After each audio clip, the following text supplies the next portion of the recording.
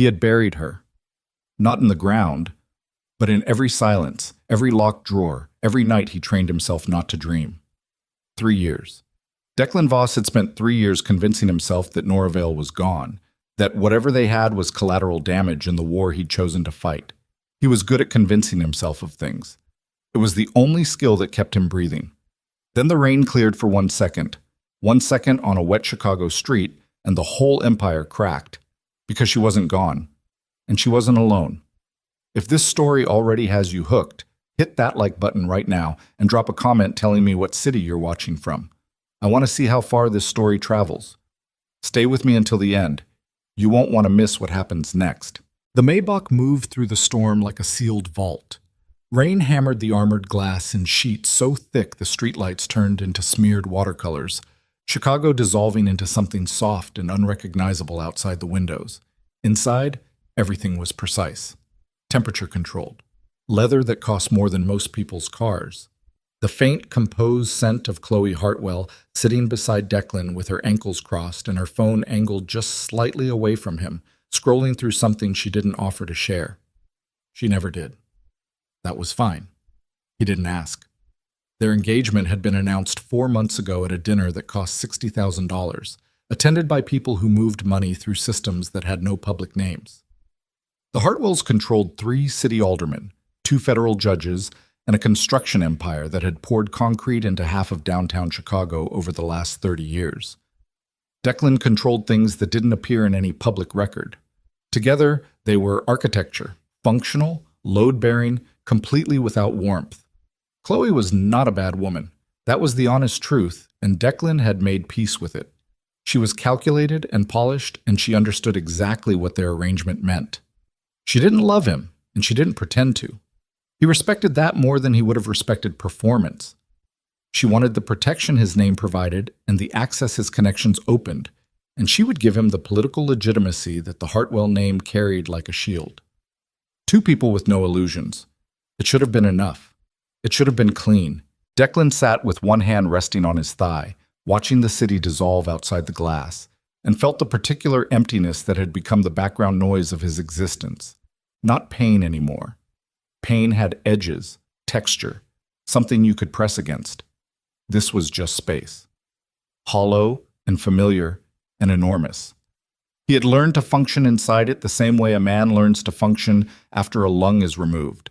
The body compensates, the breathing adjusts, and eventually you almost forget something is missing. Almost. Marcus, his driver, navigated around a stalled delivery truck on Michigan Avenue, the Maybach gliding wide into the adjacent lane. The wipers worked furiously against the rain and still lost ground. It was the kind of October storm that made Chicago feel punitive, like the city had decided to make a point about something. Event starts at 9, Chloe said without looking up from her phone. The Kellermans will want photos. Try not to look like you're calculating something. I always look like I'm calculating something. Then calculate something less threatening. It wasn't a joke exactly. It wasn't not a joke either. This was how they communicated, in statements that contained instructions wrapped in the shape of conversation. He had learned her language and she had learned his, and neither of them called it what it was. Declan turned back to the window. Marcus slowed for a red light at the intersection of Erie and Michigan, and through the hammering rain, through a momentary gap that the wind tore open between 2 sheets of falling water, Declan's eyes moved to the opposite sidewalk without intention, without reason, the way your eyes move to a sound before your brain processes what made it. He saw her. It lasted less than a second. The gap in the rain closed immediately, sealing her back behind the curtain of the storm. But his body had already received the information and was already doing things before his mind caught up. His spine locking, his hand pressing flat against his thigh hard enough to feel the seam of his trousers, his lungs contracting around air they forgot to release. "Marcus, stop the car." "Sir, the light is about to—" "Stop the car." Marcus heard the particular quality in his voice that ended arguments before they started, and pulled to the curb immediately. Chloe looked up from her phone for the first time. "Declan, what are you—" He was already out of the car. The rain hit him like a physical thing, immediate and total, soaking through his jacket in the first 3 seconds. He didn't feel it. He was crossing the intersection in long strides that weren't quite running because some part of him was still operating on the automated pilot of a man who never ran, never showed urgency, never let anything push him faster than he chose to move. That part of him was losing. He reached the opposite sidewalk and she was there. Nora Vale. Not dead. Not gone. Not the ghost he'd buried in a locked drawer of his memory and stopped visiting because visiting hurt too much and hurt was inefficient. She was standing 20 feet ahead of him under the narrow overhang of a dry cleaner's awning, and she was real. She was completely and undeniably real. Her dark hair plastered flat against her face by the rain, wearing a coat that had no business being out in weather like this. Thin canvas, collar turned up against the wind, doing very little against either. She hadn't seen him yet. She was looking down.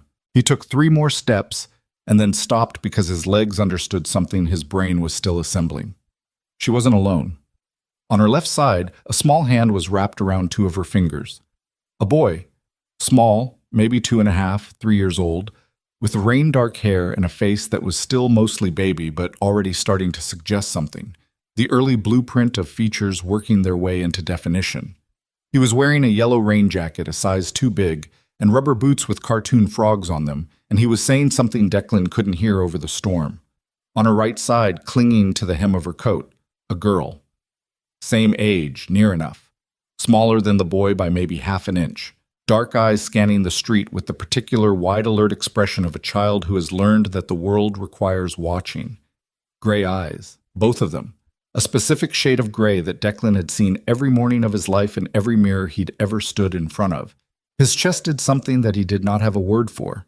It was not a feeling he had felt before, which was notable, because Declan Voss had felt most things. He had felt fear with a gun pressed to his temple at 23. He had felt grief when his older brother was killed and they brought the body to his apartment in a bag. He had felt rage clean enough to blind him and cold enough to make him function like machinery. He had felt, 3 years ago, something that might have been love if he'd been a different man, something that had burned through him with Nora and then left a scar when she disappeared. This was different. This was something that lived below all of those things and was bigger than all of them combined. A pressure that moved through his ribs like a fist opening slowly from the inside. He stood in the rain on a Chicago sidewalk in a $15,000 suit, and he could not move. Nora looked up. The moment she saw him, every muscle in her body changed. He watched it happen, the way her face went from exhausted neutral to something that was not quite fear but was very close to fear's next-door neighbor. Her arm moved automatically, pulling the boy closer, and her hand went to the girl's shoulder. Protective geometry. A woman placing herself between a threat and what she was protecting. She had practiced this. That was the thing that landed hardest.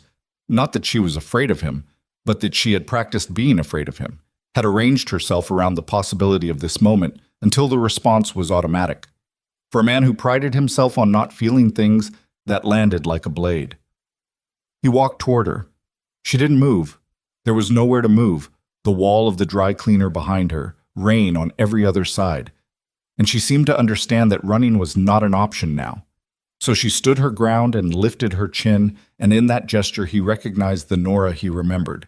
Stubborn and sharp-edged even when she was terrified. He stopped 3 feet away.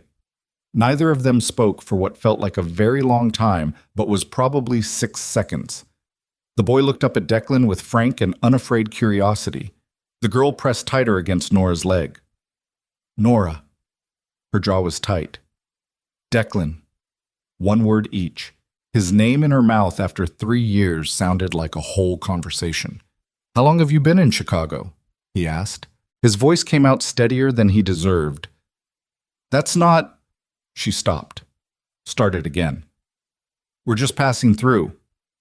You're standing in the rain with 2 toddlers under a dry cleaner's awning. That's not passing through.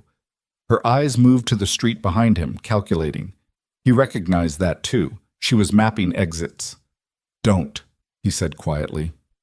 Don't what? Think about running. You won't make it half a block in this rain with 2 kids, and I'll have every exit in a 3-block radius covered in 8 minutes. You know I will. It was not a threat made with heat. It was said the way someone states the temperature or reads a departure time. That was the worst version of it, and they both knew it. Nora's mouth compressed into a line that he had seen 1,000 times and somehow still remembered with perfect precision, like his memory had decided that particular expression was worth preserving in high definition. "What do you want?" she said. He looked at the children. The boy was still watching him with that unsettling, open-faced curiosity. The girl had buried half her face in Nora's coat, but was watching him through a gap between the collar and Nora's arm, one gray eye tracking him with an expression that was eerily familiar because it was the same expression he used in rooms full of people he hadn't decided about yet. "I want you to explain," Declan said, "what I'm looking at. You know what you're looking at. I want to hear you say it." The rain came down between them like a curtain that kept getting pulled and replaced, pulled and replaced. Nora's face did something complicated. He watched the calculation move through it, the weighing of options, the rapid triage of how much truth served her and how much endangered her, the same mental process he went through 50 times a day himself and had never expected to see in her. "Their names are Leo and Maya," she said finally. Her voice was flat, controlled. "They're 2 years and 9 months old." He did the math without wanting to. It arrived immediately, the way numbers always did for him. Exact and brutal and impossible to argue with. 2 years and 9 months. He had last seen Nora 3 years and 1 month ago. She had already been pregnant when she ran. "You knew," he said. "Yes." "When you left, you already knew." "Yes." The single syllables fell between them like stones dropping into water. He watched the ripples spread outward and felt the impact of each one somewhere in the structure of his chest, in the load-bearing places. "Why?" It came out as a statement rather than a question because he already knew the answer and hated that he knew it and needed to hear it anyway. "Because of exactly what you are," Nora said. "Because I knew what kind of world they'd grow up in if I stayed. Because the people who want to hurt you don't distinguish between your enemies and your children. Because I watched your underboss execute a man in a parking structure 2 weeks before I left, and I understood that was the world our children would be born into." Her voice didn't waver. "I made a choice, Declan. I'd make it again." "You made it for me." "I made it for them." They stared at each other in the rain.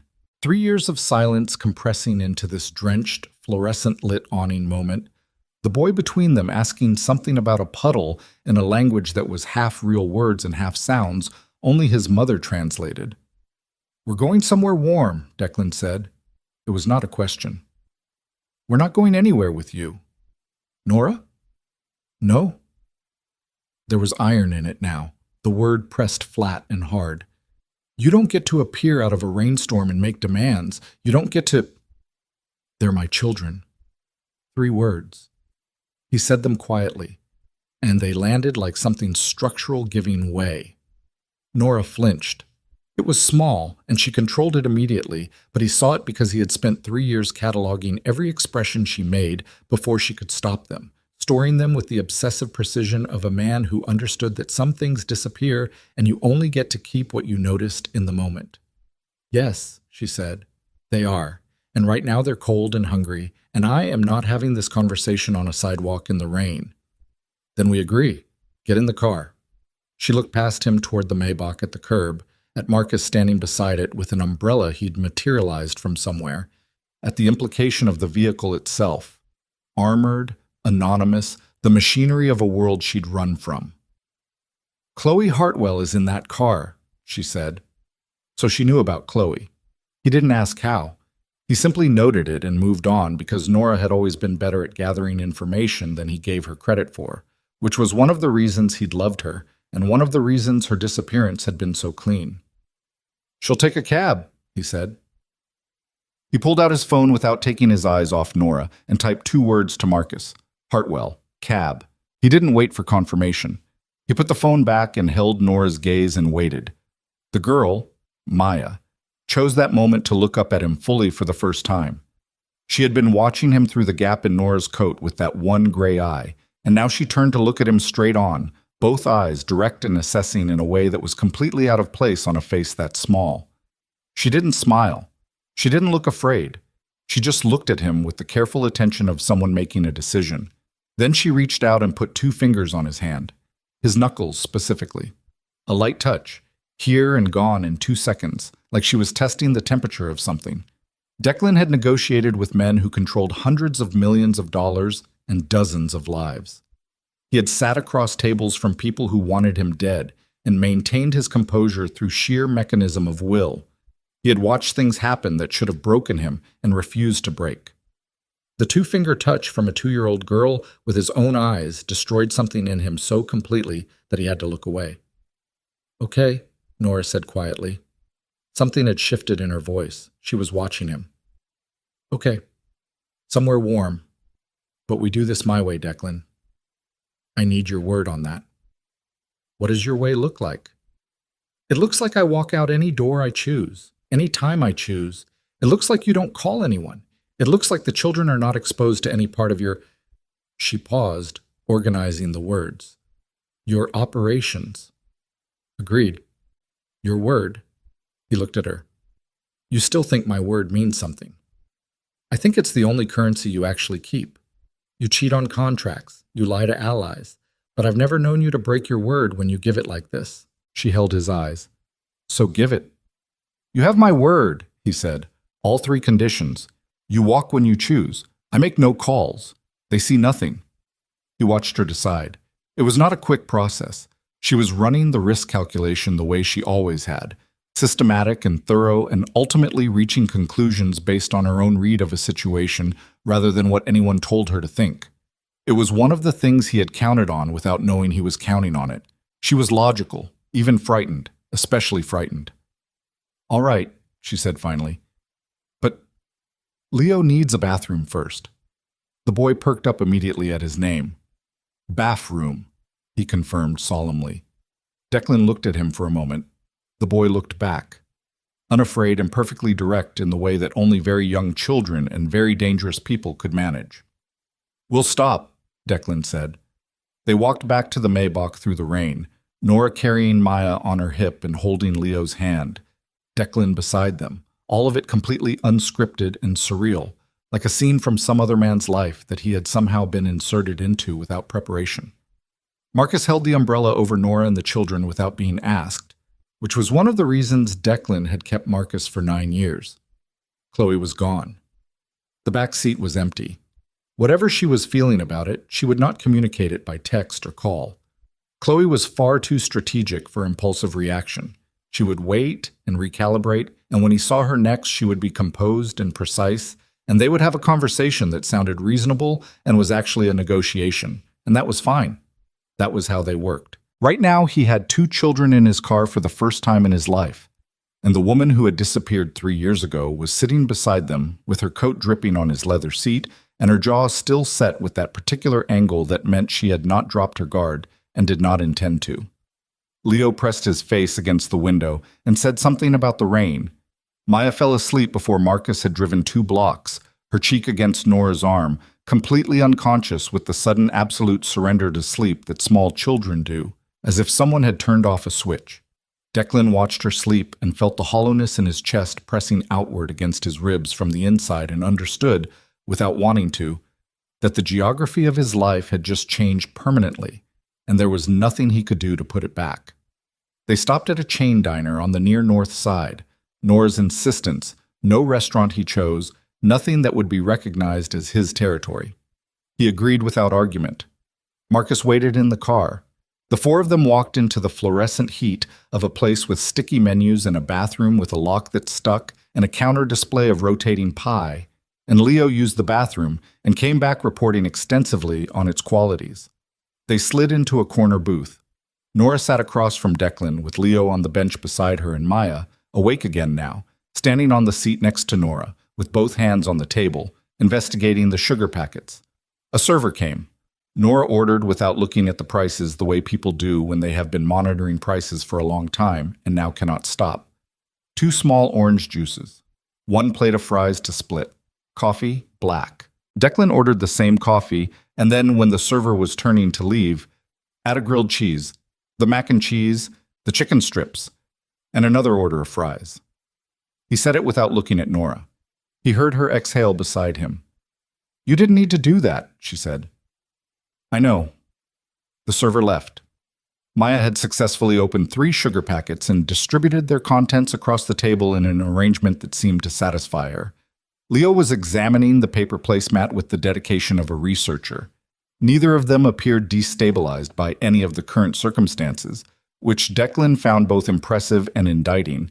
These children were clearly accustomed to change, to new environments, to adapting. They had learned flexibility early because their situation required it, because of him, because of what his world was and what it had meant for their mother. The food came in stages. The children ate with the focused, efficient energy of people who don't treat food as given. Leo ate his chicken strips by biting off the ends first, methodically, working toward the middle. Maya dipped every single fry in ketchup with complete individualized attention, no exceptions, no rushing. Declan drank his coffee and watched them and felt the thing in his chest pressing harder. "Where are you living?" he said. Nora wrapped her hands around her mug. "We move." "That's not an answer. It's the answer I have." She looked at him across the table. "I'm not going to give you an address, Declan. Use whatever logic you need to about that." "How long has it been like this?" "Moving." She looked at the table. 8 months. We were in St. Louis before this. Before that, Indianapolis. Before that, she stopped. We were somewhere stable for a while. That ended. Why did it end? The pause was longer than it should have been. "Someone recognized me," she said.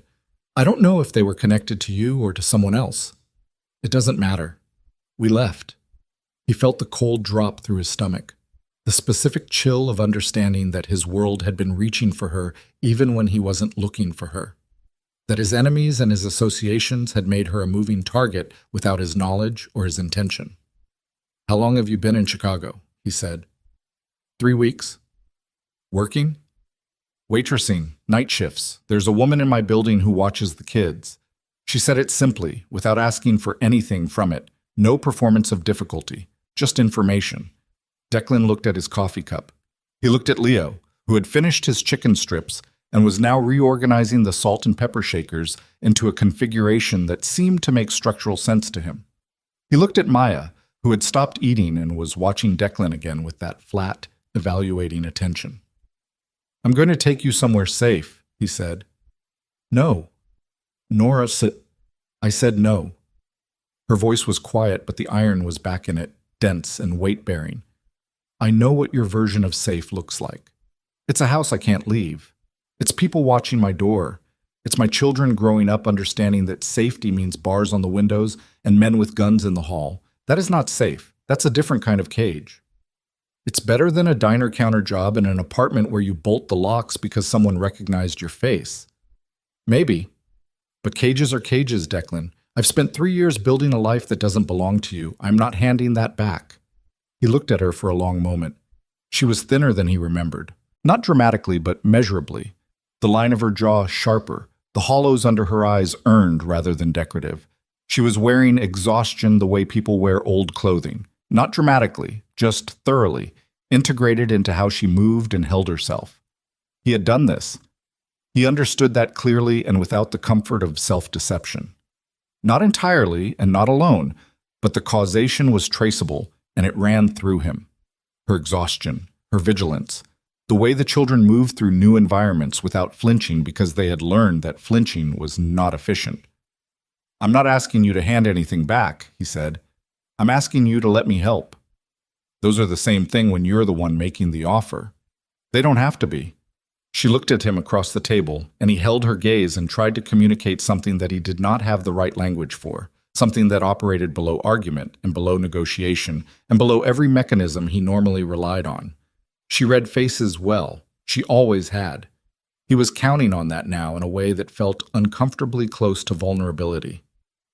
"One night," she said finally, "somewhere neutral. Not your property, not your people. I have a safe house that's off book. Nobody knows about it except Marcus. Marcus I can accept. Then we go there tonight. You can leave in the morning if you choose to. And if I choose to? Then I'll find another way to have this conversation." She understood what he meant, that the conversation was not optional, that it would happen on her terms if she'd allow it, or in ways neither of them wanted if she wouldn't. He was not threatening her, he was describing reality. There was a difference, and she was smart enough to know it. "All right," she said. "One night." Leo looked up from the salt and pepper shakers and announced that he was done with dinner. Maya had fallen asleep again, this time face down on the table with her cheek in the crook of her arm. Declan looked at her sleeping and felt something detonate quietly in the center of his chest. He had a daughter, he had a son. He had spent 3 years building a monument to power while his children learned to pack quickly and sleep in strange places and eat like meals were a thing that might not always be there. The rain was still hitting the diner windows when they left, Marcus meeting them at the door with the umbrella again, the children bundled back into their coats. The safe house was 40 minutes north, a property that technically belonged to a shell company that technically belonged to another shell company, unreachable through any search that started with his name. He'd bought it 2 years ago for reasons he hadn't examined closely: protection of assets, contingency planning. Standing in the rain outside a diner watching Marcus carry Leo to the car on his hip, while Nora walked beside him with Maya half asleep against her shoulder, Declan understood something about contingency planning that he hadn't understood when he'd made it. Some contingencies you plan for without knowing what you're actually planning for. The safe house was a 2-story brick building on a quiet street in a neighborhood that had no reason to notice them. Family cars in the driveways, a park 2 blocks over, the kind of street that insulated itself from the rest of the city through sheer ordinariness. Marcus had stocked it a week ago as a matter of routine. There was food in the kitchen, clean sheets, heat that worked. Nora said nothing when she walked in. She moved through the space with the quiet efficiency of someone who has assessed unfamiliar places many times, checking sight lines and exits without appearing to check them, making note of the locks. He recognized the process because it was identical to the one he used, which told him everything about what 3 years of solo parenting while running had done to her perceptions. He showed her the bedrooms upstairs. She put the children in the larger one, 2 of them in the one bed. Maya curled immediately against Leo like a comma, and stood in the doorway watching them for a moment with an expression on her face that he found he could not look at directly. Too much was in it. Too much that was real, in a way his life had stopped being real some time ago. She pulled the door mostly closed and turned to face him in the hallway. "You should know," she said, "that I'm going to tell you everything tomorrow. How we've been living, what the last 3 years were. Not tonight.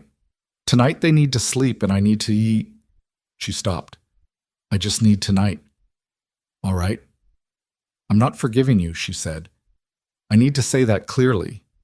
This is not the beginning of something uncomplicated. I came inside because they're cold and tired and I'm out of options tonight.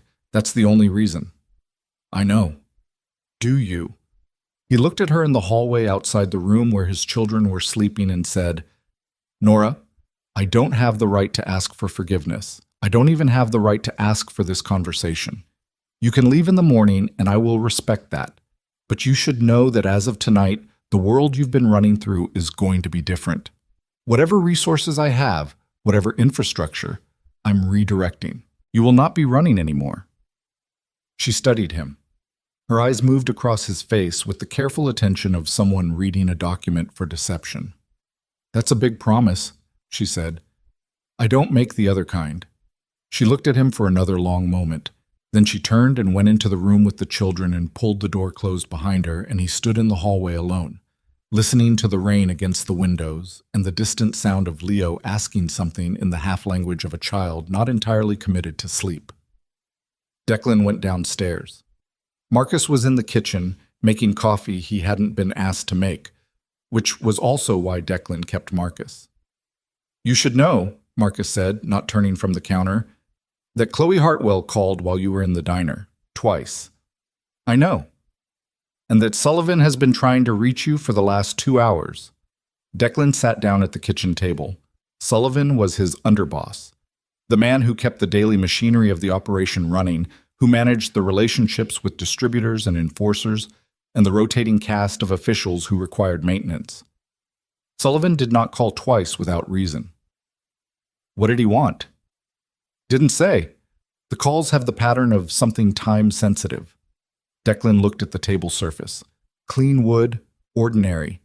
The kind of table in houses everywhere, tables around which ordinary things happened. Breakfast, homework, arguments about nothing, all the unremarkable texture of a life that was not his. "Tell him I'll call in the morning," he said. Marcus turned from the counter. He looked at Declan for a moment with an expression that had a question in it. Then he nodded and said nothing, and poured 2 cups of coffee and set one in front of Declan, and took the other to his chair by the front window. Declan sat with his coffee in a house that belonged to one of his shell companies on a street that had no reason to notice him, with his children sleeping upstairs and their mother in the room with them, and his phone full of calls he wasn't returning, and understood with absolute clarity that something had already shifted underneath the foundations of his life. He didn't know yet what it would cost him. He knew it would cost him everything. Upstairs, through the ceiling, he heard Maya say something in her sleep. A sound that wasn't quite a word, the language of a child processing the day's events through dreams. And the thing in his chest that had no name pressed outward again, slow and enormous. And he sat with it in the quiet kitchen and did not look away from it. Tomorrow, Sullivan would call again. Tomorrow, Chloe would want answers. Tomorrow, the machinery of everything Declan had built would require his attention in ways that could not be deferred indefinitely. But tonight, there were 2 children asleep above him, with his eyes and his blood and his complete ignorance of their existence for 2 years and 9 months, and the woman who had made that choice was in the room with them, and the rain kept coming down. And Declan Voss, who had not been afraid of anything in longer than he could accurately remember, sat at a kitchen table in the dark and felt the first genuine fear of his adult life pressing against the inside of his ribs. Not fear of losing power, not fear of enemies or exposure, or any of the measurable threats his world produced. Fear that he had already become exactly the kind of man his children should never know. Fear that it might already be too late to be anything else. He sat with it until the coffee went cold and the rain finally, around 2 in the morning, began to ease. And upstairs everything was quiet, and Marcus had fallen asleep in the chair by the window. And then Declan's phone lit up on the table with a text from a number he didn't recognize. 4 words. "We know where you are." The text sat on the screen for 3 seconds before Declan moved. He didn't call out to Marcus. He didn't reach for the second phone in his jacket, the encrypted one, the one that connected to the infrastructure of everything he'd built. He picked up the unknown number's message and read it again the way you read something you already understood perfectly, but needed your body to catch up with your brain about. "We know where you are." 4 words. No follow-up, no demand. Just the information delivered like a card placed face up on a table, a demonstration of capability rather than an opening move. Whoever sent it wasn't asking for anything yet. They were establishing that they could. That was the sophisticated version. That was worse than a threat. He stood up from the kitchen table without his chair making a sound, an old habit, the body's learned silence, and crossed to the window beside Marcus's chair. Marcus was not asleep. His eyes opened as Declan approached, and he was already straightening, the particular alertness of a man whose sleep was always provisional. "We have a problem," Declan said quietly. Marcus looked at the phone, read the message. His face did the thing it did when he was processing operational information, completely still, no visible reaction, the calculation running entirely behind the eyes. "How current is this location?" 3 hours? Maybe 4. "The shell registration is clean."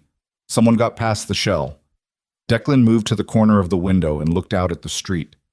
Quiet. Parked cars. None of them new enough to be surveillance vehicles, but that meant nothing. Good surveillance used old cars, beige cars, cars the eye slid off of. "Pull our people off the perimeter. Anyone I called in tonight, stand them down." Marcus looked at him. "That leaves us with you and me." "Yes. Declan. If someone knows this address, they already know about the perimeter. Pulling our people down removes targets and removes noise. We go quiet. We move in the morning." He turned from the window. "Wake them in 2 hours. I want to be out of here before 5. Marcus nodded once and stood. Declan went back to the kitchen table and sat down and looked at the phone on the table in front of him and ran the list of people who could have found this address. It was short. The shell company was 3 layers deep, registered through a law firm in Delaware that had never appeared in any document connected to his name. The only people who knew about this property were Marcus, the attorney who'd handled the registration, and 2 people inside his own organization who managed the Safe House network. That was the list. Someone on that list had talked to someone, Or someone had been inside his organization long enough to find things that were supposed to be unfindable. The second possibility sat in his stomach like something cold and heavy. He was still sitting with it when he heard the stairs creak. Nora came into the kitchen the way she'd moved through the house earlier, wapi. Quiet feet, eyes scanning the room before the rest of her body committed to entering it. She was wearing the same clothes, the thin canvas coat gone now, just a long-sleeved shirt and the particular rigid posture of a woman who had trained herself not to look as tired as she was. She saw the expression on his face and stopped in the doorway. "What happened?" she said. Not a question. He turned the phone on the table so she could see the screen. She crossed the kitchen and read it. He watched her face as she did. The compression around her mouth, the small, precise tightening around her eyes, the way her breathing changed by a fraction that most people would miss. She had the same response to threat that he did, the same controlled internal recalibration that looked from the outside like stillness, but was actually every system going to maximum. "Someone found us," she said. "Yes. How?" "I don't know yet." She set the phone back on the table, took 2 steps to the counter and stood there with her back to him and her hands flat on the edge of the counter, head down. He could see the vertebrae at the top of her spine through the shirt, the rise and fall of her back as she breathed. "This is what I left," she said. Her voice was flat, not accusing, just stating it. This exact thing. The text in the middle of the night, the not knowing who, the counting exits. "I know." "Don't say I know." She turned around. Her eyes were sharp and completely awake, and the exhaustion was still there, but it was behind the sharpness now, operating below it. "You don't know, Declan. You've never been the one doing the running. You've always been the one making people run." He held her eyes. "That's true. And yet here we are, in your safe house, with your problem finding us anyway." She pushed off the counter. "Who knew about this place?" "Short list." "How short?" 4 people including Marcus. She absorbed that. He watched her work through the implications. "So it's someone inside your organization." "Possibly." "What's the other possibility?" "That someone has been inside my organization for long enough to find things that shouldn't be findable." She was quiet for a moment. She moved to the table and pulled out the chair across from him and sat down and put both hands on the table surface, not reaching for anything, just placing them there. Grounded, present. "We have to leave," she said. 2 hours. I want it to be dark still when we move." "Where?" "I have another location. Different structure, different registration, no connection to anything connected to tonight." "How do you know that one's clean?" "I don't," he said. "Not with certainty, but it's the next best option." She looked at him across the table. There was something working in her face that he couldn't read completely. Anger, yes, but it was layered over something else. Something that was not quite defeat, but was in the same family. The look of a person who has been running a careful, disciplined race and has just looked behind them and realized the distance they thought they'd put between themselves and the problem is less than they calculated. "I want to be clear about something," she said. "All right. I am not doing this for you. Whatever decisions I make in the next few hours, wherever we go, whatever we accept from you, it is for Leo and Maya, not for you. Not for anything that was between us. Do you understand that?" "Yes." "Then stop looking at me like that." "Like what?" "Like I'm something you lost and found again." Her voice was hard.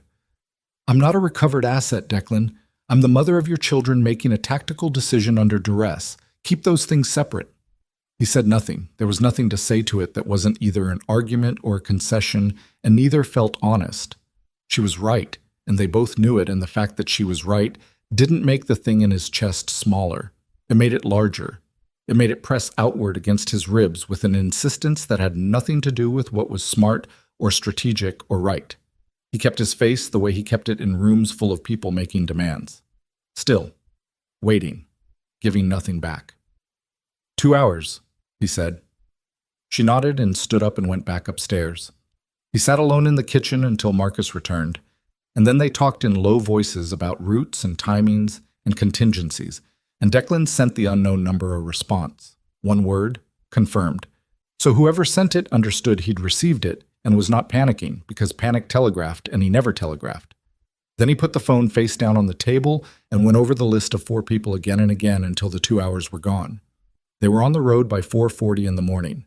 Marcus drove a different vehicle, a gray Volvo that was registered to a name that had never appeared in any of Declan's documents, kept 2 blocks from the safe house for exactly this kind of movement. Nora sat in the back with Leo against her side, barely awake, his head drooping, and Maya on her lap already asleep again with her face tucked into Nora's neck. Declan sat in the front passenger seat and watched the city slide past in the pre-dawn dark and said nothing. They drove for 50 minutes to a house in Evanston, a rented property under a different name, maintained by a property management company that had no direct connection to him. Marcus had the keys. The house was smaller than the safe house, older, the kind of neighborhood where nobody asked questions because everyone was too absorbed in their own ordinary complications. Inside, it smelled like neutral, like a place that belonged to no one specifically. Clean. The heat came on when Marcus adjusted the thermostat. There was a couch in the living room, and Nora arranged the children on it under a blanket she found in a closet without asking anyone where to look. The efficient movements of a woman who had found blankets in unfamiliar places many times before. Then she went to the kitchen, and Declan followed her. She was standing at the sink running cold water, and he could see by the set of her shoulders that she was holding something in with the physical effort of someone carrying weight. "They've been carrying a long time." "Say it," he said. She turned off the tap. "I need to know something. Ask." "Were you looking for us?" She turned around. "The last 3 years. Were you actually trying to find us, or did you decide to let it go?" Questions sat between them. He understood why she needed the answer, and he understood that both possible answers carried damage in them. Different damage, differently shaped, but damage either way. "I looked for 3 months," he said. "After you disappeared. I put every resource I had into it. And then? And then I found enough to know you were alive and had chosen to disappear, that you'd planned it, that you hadn't been taken." He kept his voice even. "I made a decision to let you stay gone." Something moved across her face. He couldn't fully categorize it. "Why?" "Because I understood why you ran. Because bringing you back would have meant bringing you back into the same situation you ran from. Because..." He stopped, reorganized. "Because the right thing to do, the thing that meant you were actually safe, was to stop looking." She stared at him. "You decided that for me. I decided to respect your decision." "No." Her voice was quiet, but the edge on it was surgical. "You decided to make a choice on my behalf without asking me. You decided what was best for me, and you acted on it, which is exactly what I did when I ran." The observation landed perfectly. He felt it land, the structural symmetry of it, the way it closed a circle he hadn't seen coming. 2 people who had each decided they knew what was best for the other without consultation. 2 people who had each chosen on behalf of the other and called it protection. "Yes," he said. "So we've both been doing the same thing." "Yes." "That doesn't make it okay." "I know." She turned back to the sink and gripped the edge of the counter. He could see her knuckles pale against the porcelain. The kitchen was small enough that he was aware of every sound she made, the controlled evenness of her breathing, the small exhalation through her nose when she was pressing something back down. "I had a miscarriage," she said. He went completely still. "Between Leo and Maya. They're twins, but they weren't. In the beginning, there were 3. She kept her voice level in the way that cost something significant. "I lost one at 11 weeks. I was alone in an apartment in Cincinnati. The twins, Leo and Maya, they were fine. But I lost the other one by myself in a bathroom in Cincinnati, and I didn't have anyone to call, and I didn't know if I was going to be okay, and I just..." She stopped. Her knuckles had gone completely white. "I just need you to know that. I'm not saying it to hurt you. I'm saying it because you said you respected my decision, and I need you to understand the full weight of what that decision actually meant." Declan stood in the kitchen of a rented house in Evanston at 5 in the morning and felt something happen to him that he had no frame for. Something opened up in his chest that was larger than the thing that had been pressing outward all night, something that had no mechanism for closing. He crossed the kitchen. He stood beside her at the counter. He did not touch her. He understood clearly that he did not have that right, not now, not yet, maybe not ever. But he stood close enough that she could feel the warmth of someone standing next to her and said, "I'm sorry, She didn't move. Sorry doesn't architecture differently. No, but I'm still sorry. They stood there for a long moment, side by side at the kitchen sink at 5 in the morning, not touching, not looking at each other. The faucet dripped twice. Down the hall, Leo made a sound in his sleep that was almost a word. Then Nora said, I need to sleep, a few hours at least. Take the bedroom, Marcus will watch the door. She pushed off the counter, turned to pass him, and then stopped. They were close. The kitchen was small, and there was maybe 18 inches between them, and he could see that she was exhausted past the point where the ironwork of her composure was fully effective. Could see the real texture of the 3 years underneath it. Declan. Her voice had lost the edge, just his name, flat and human and tired. Yeah. I don't know what to do with you, she said. I want you to understand that. I don't hate you. I don't trust you. There isn't a clean feeling available for what I feel. I spent 3 years building a container for whatever we were, and it held, and now you're here, and I don't know what to do with you. He looked at her. You don't have to know tonight. She held his eyes for a moment. Then she went down the hall and he heard the bedroom door close quietly, and he stood alone in the kitchen with the dripping faucet and the dim light over the stove and his own hands at his sides and the full weight of what she'd told him about Cincinnati pressing down on everything. He went to the window and looked out at the street, and it was still dark, and the neighborhood was still sleeping, and everything looked ordinary and safe and deeply, structurally wrong.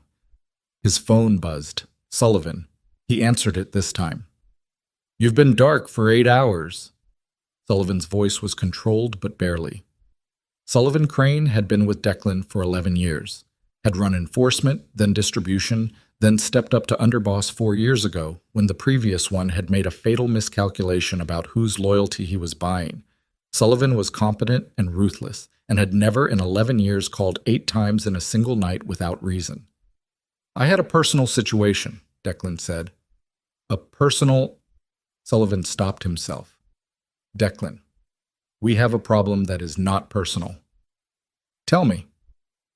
The Rourke family put 3 men inside our Wicker Park distribution network. Not surveillance. Inside. They have at least one person who's been operating embedded for an unknown period. Declan felt the cold drop through his stomach again. How long have you known? I confirmed it 4 hours ago. I've been trying to reach you since. What's the exposure? Significant. If they've been in long enough. Sullivan's voice moved through the calculation quickly, the practiced triage of a man who managed problems for a living. They could have the Safe House network, the shell registrations, all of it. The Safe House network. The message on the phone tonight. We know where you are. It wasn't Sullivan who'd sent that message. It was the Rourkes, demonstrating capability, demonstrating that they'd been inside long enough to find things that were supposed to be unfindable. Pull everything back, Declan said. All distribution, all movement, everything goes to ground starting now. If we go to ground, we lose 3 weeks of Sullivan, pull it back. A pause. Understood. There's something else. Say it. The Hartwell family attorney reached out to my line this morning. Apparently, Chloe left the Maybach alone last night. There are questions about what happened and whether the engagement is still... Tell Hartwell's attorney I'll call him in 48 hours. Declan, the Hartwell alliance is 48 hours, Sullivan. Another pause. Longer. He could hear Sullivan deciding something on the other end, could hear the specific quality of a silence that contains something the speaker hasn't decided whether to say. There are rumors, Sullivan said, finally. In the last 8 hours, movement you made last night, the way you left the car, the location change. People are watching and drawing conclusions. What kind of conclusions?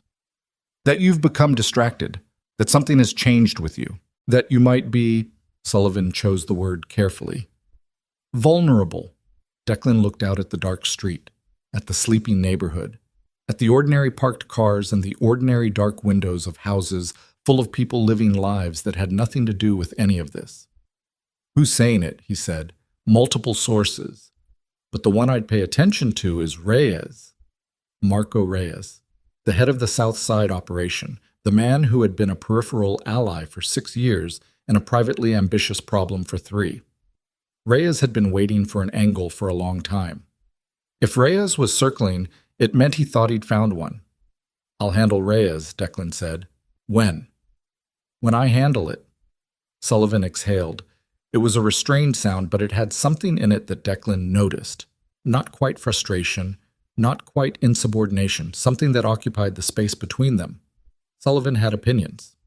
Sullivan had always had opinions and had always expressed them within the specific acceptable channels of their relationship. This felt like the edges of those channels. "There's a meeting," Sullivan said. "I set it up before I knew you were unavailable. Tomorrow night. The distribution network heads, Reyes, the Kellerman connection. It was going to be routine maintenance. Given what I've just told you about the Rourke penetration, it can't be routine anymore. They're going to need to see you." Declan understood what Sullivan was actually saying. Not just that they needed to see him, that they needed to see him and find the man they expected. Controlled, precise, fully present, the particular quality of leadership that the whole structure was built around. Any visible deviation would be read as weakness. And weakness in this world did not remain theoretical. "What time?" Declan said.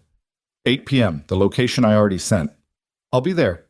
He ended the call and stood for another moment at the window. The sky outside was beginning to shift at its eastern edge, the very first dilution of dark into something 1 degree lighter, not dawn yet, the suggestion of dawn. The world before morning. The specific quiet that belonged to nobody. He heard movement behind him and turned. Leo was standing in the kitchen doorway in his frog boots. Still on, somehow, the child had apparently slept in his boots. Wearing a look of total pragmatic alertness. Not frightened, not confused, just awake and present and assessing the situation with the same flat, calm observation Declan had noticed on the sidewalk in the rain. They looked at each other across the kitchen. "Where Mama?" Leo said. "She's sleeping, down the hall." Leo considered this. "Okay." He didn't move from the doorway. "You stay here?" "For now." Another consideration. The child was running some kind of internal process that Declan couldn't read. Whatever 2-year-olds used to decide things, the mechanism was opaque to him. "Okay," Leo said again. He crossed the kitchen, boots loud on the tile, the frog faces bouncing, went to the table, climbed up onto a chair with the intense physical effort of someone whose legs were not quite long enough, and sat down and looked at Declan expectantly. Declan looked back. "Hungry," Leo said. "Yeah," Declan said. "Me too." He opened the refrigerator. There was milk, eggs, bread, some basic things Marcus had stocked. He stood looking at the interior of the refrigerator for a moment, aware that he had not cooked a meal for another person He tried to remember the last time and couldn't locate it, which told him what he needed to know about how long it had been. He took out the eggs. "Do you eat eggs?" he asked. Leo appeared to find this question interesting. He thought about it. "Sometimes," he said. "That's honest," Declan said. He found a pan. He found a spatula. He stood at the stove in a rented house in Evanston at 5:30 in the morning while the world outside began its slow admission of light, and he made scrambled eggs for a boy wearing frog boots who watched him with complete attention and occasionally offered commentary about the spatula. And somewhere outside, the Rourke family was counting what it had found inside his organization. And Sullivan was managing the beginning of something that couldn't be managed from a kitchen in Evanston. And Marco Reyes was sharpening whatever he thought he'd found. And in the bedroom down the hall, Nora was sleeping the sleep of someone who had been running for 3 years and had let herself stop for 4 hours. And in the living room, Maya was curled under the blanket on the couch, with her cheek pressed flat and her fist tucked under her chin. Declan put the eggs on a plate and set it in front of Leo and sat down across from him and watched the boy eat with the same focused efficiency he'd shown at the diner, and felt the dual pressure of everything closing in from the outside and everything pulling him toward this table, this kitchen, this version of something he had never had and hadn't known was. He got to the meeting 20 minutes early because arriving early was how you read a room before the room knew it was being read. The location was a private dining space above a restaurant in the West Loop, a place Sullivan had used for operational gatherings before. Unremarkable from the street, the kind of second-floor room that existed in dozens of buildings in this part of the city. Declan came in through the service entrance and stood at the top of the stairs for a moment, listening to the sounds from inside before he opened the door. Voices. At least 6. The particular quality of conversation among men who are waiting for someone and performing relaxation they don't actually feel. He straightened his jacket and went in. The room had a long table down its center and 8 chairs, 6 of them occupied. Sullivan at the far end, positioned as he always positioned himself, back to the wall, sight line to both doors. The distribution network heads. Carver, who ran the north side. Briggs, who handled the western suburbs. A man named Toth, who managed the financial architecture and had never once in 10 years of working for Declan made eye contact that lasted longer than 3 seconds. 2 men from the Kellerman connection, whose names Declan had deliberately never committed to memory because names implied relationships, and the Kellermans were infrastructure, not relationships. And Marco Reyes. Reyes was sitting with his chair turned slightly away from the table, one arm draped over the back, watching Declan cross the room with an expression that was performing neutrality in the way that only people who are actively performing it do. He was 44, compact and still, and precise in his movements, the kind of physical economy that came from decades of understanding that visible effort was a form of weakness. He had been running the South Side operation as a semi-autonomous structure under Declan's umbrella for 6 years. Semi-autonomous had always been the tension point. "Declan," Reyes said. "Marco." Declan pulled out the chair at the head of the table and sat down without taking off his jacket. He put both hands flat on the table and looked at the room. "Sullivan told me about the Rourke penetration. I want to know what everyone in this room has already heard, and from who." It was a direct opening. No warmth, no preamble, no acknowledgement of the assembled weight of the room. He watched the small adjustments, the way Carver's shoulders shifted, the way Briggs set down his glass with slightly more care than necessary, the way the Kellerman men exchanged a quarter second of eye contact. Sullivan began to lay it out. The Rourke penetration was more extensive than he'd been able to confirm over the phone. At least 2 embedded operatives, possibly 3, inside the distribution network for an estimated 4 to 7 months. The intelligence they'd collected in that time, the scope was not yet fully mapped, but it included the safe house registry, the shell company structure across at least 2 layers, and the financial routing through the Kellerman connection. The Kellerman men went very still when Sullivan said that last part. "What's the exposure on our side?" one of them said. He was directing the question at Sullivan, but he was watching Declan. "We're assessing," Sullivan said. "You should be doing more than assessing." "Enough," Declan said. One word. The room went quiet in the particular way rooms went quiet when he used that specific register. Not loud, not threatening in its volume, just final. The Kellerman exposure gets addressed separately and privately. That's not this conversation. The Kellerman man closed his mouth. Declan looked at Toth. "Financial channels." Toth finally made eye contact. "2 of the routing accounts have to be considered compromised. I've already initiated movement on the 3rd. Timeline. 72 hours to complete the transfer architecture. You have 48. Toth nodded without arguing, which meant it was possible in 48 hours, and he'd been padding. Declan filed that information in the same place he filed everything. Not acted on now, addressed later. Nothing forgotten. He was halfway through the operational triage when he noticed the thing that was wrong. It was small. It was the kind of thing you only noticed if you had spent enough years in rooms like this to understand the specific choreography of information. Who looked at whom when a particular piece of information landed, where the eyes went involuntarily before the face reassembled itself into appropriate neutrality. Declan had spent 20 years developing the ability to read that choreography because the choreography was always more honest than anything anyone said out loud. When Sullivan mentioned the safe house in Evanston, not by name, just by its position in the network as the secondary fallback location, Marco Reyes's eyes went to his phone. 1 second. A reflex. Gone immediately. But the phone was already face down on the table and had been since Declan sat down. Reyes had played one to see, and you needed to be able to feel the vibration without displaying the screen. Declan had registered it when he sat down and had cataloged it as potentially meaningful, and had now assigned it a specific meaning. He kept talking. He kept his voice level and his eyes moving around the room in the normal pattern, and he did not look at Reyes again for the next 4 minutes, which was exactly as long as it took him to finish the operational discussion and transition into the secondary agenda items that Sullivan had framed as routine. Then he said, "Marco, walk with me." It wasn't a request, and the room understood it wasn't a request. Reyes understood it too. Something moved behind his eyes, quick and controlled, there and gone.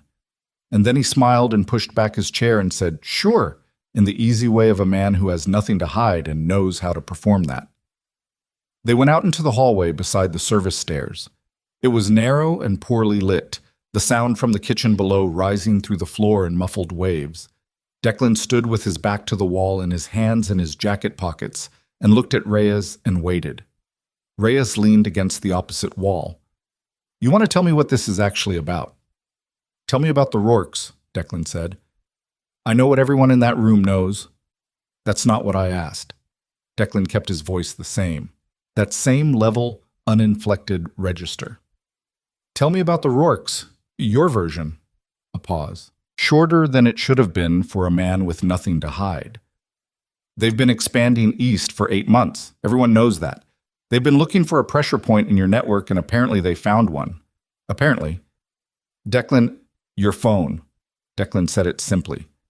"When Sullivan mentioned Evanston, your eyes went to your phone. It was face down. You put it face down when I walked in." The hallway was very quiet. From below, a kitchen sound, something metallic, brief. Reyes looked at him for a long moment, and in that moment something changed in his expression. The performance layer dropped, not completely, but enough to show what was underneath it, and what was underneath it was not fear exactly. It was calculation. The specific quality of a man deciding between several responses and selecting the one with the best odds. "You want to be careful," Reyes said, "about where you take this." "Do I?" "You've been distracted, Declan. People have noticed. Whatever's going on with you personally, and you should know that it's not as private as you think it is, it's creating a perception problem. The kind of perception problem that makes people nervous. The kind of nervous that makes people start having conversations they wouldn't have otherwise." "What kind of conversations?" "About stability. About whether the structure holds." Reyes shifted against the wall, the movement casual, practiced. "I've been managing those conversations, keeping them from going somewhere irreversible. You should understand that before you point fingers." It was well done. Declan gave him that. It was the kind of maneuver that reframed accusation as ingratitude, that repositioned the problem as the loyalty of the man being accused. It was the exact move Declan would have made in Reyes's position. "You've been talking to the Rourkes," Declan said. Reyes said nothing. "Not feeding them." "I don't think that's what it is. Not full defection. Something more tactical. You've been using them as leverage, letting them know enough to keep pressure on me without letting them in far enough to actually compromise your position. A managed leak." Reyes looked at him. The calculation was still there in his eyes, but something else was appearing underneath it now. Something that recognized it had been read accurately and was deciding what that meant. "You can't prove any of that," Reyes said. "I don't need to prove it. I need to decide what to do about it." "And what are you going to do about it?" Declan looked at him for a long moment. 3 seconds. 5. The kind of silence he used in rooms when he needed people to understand the full dimensions of what they were standing in.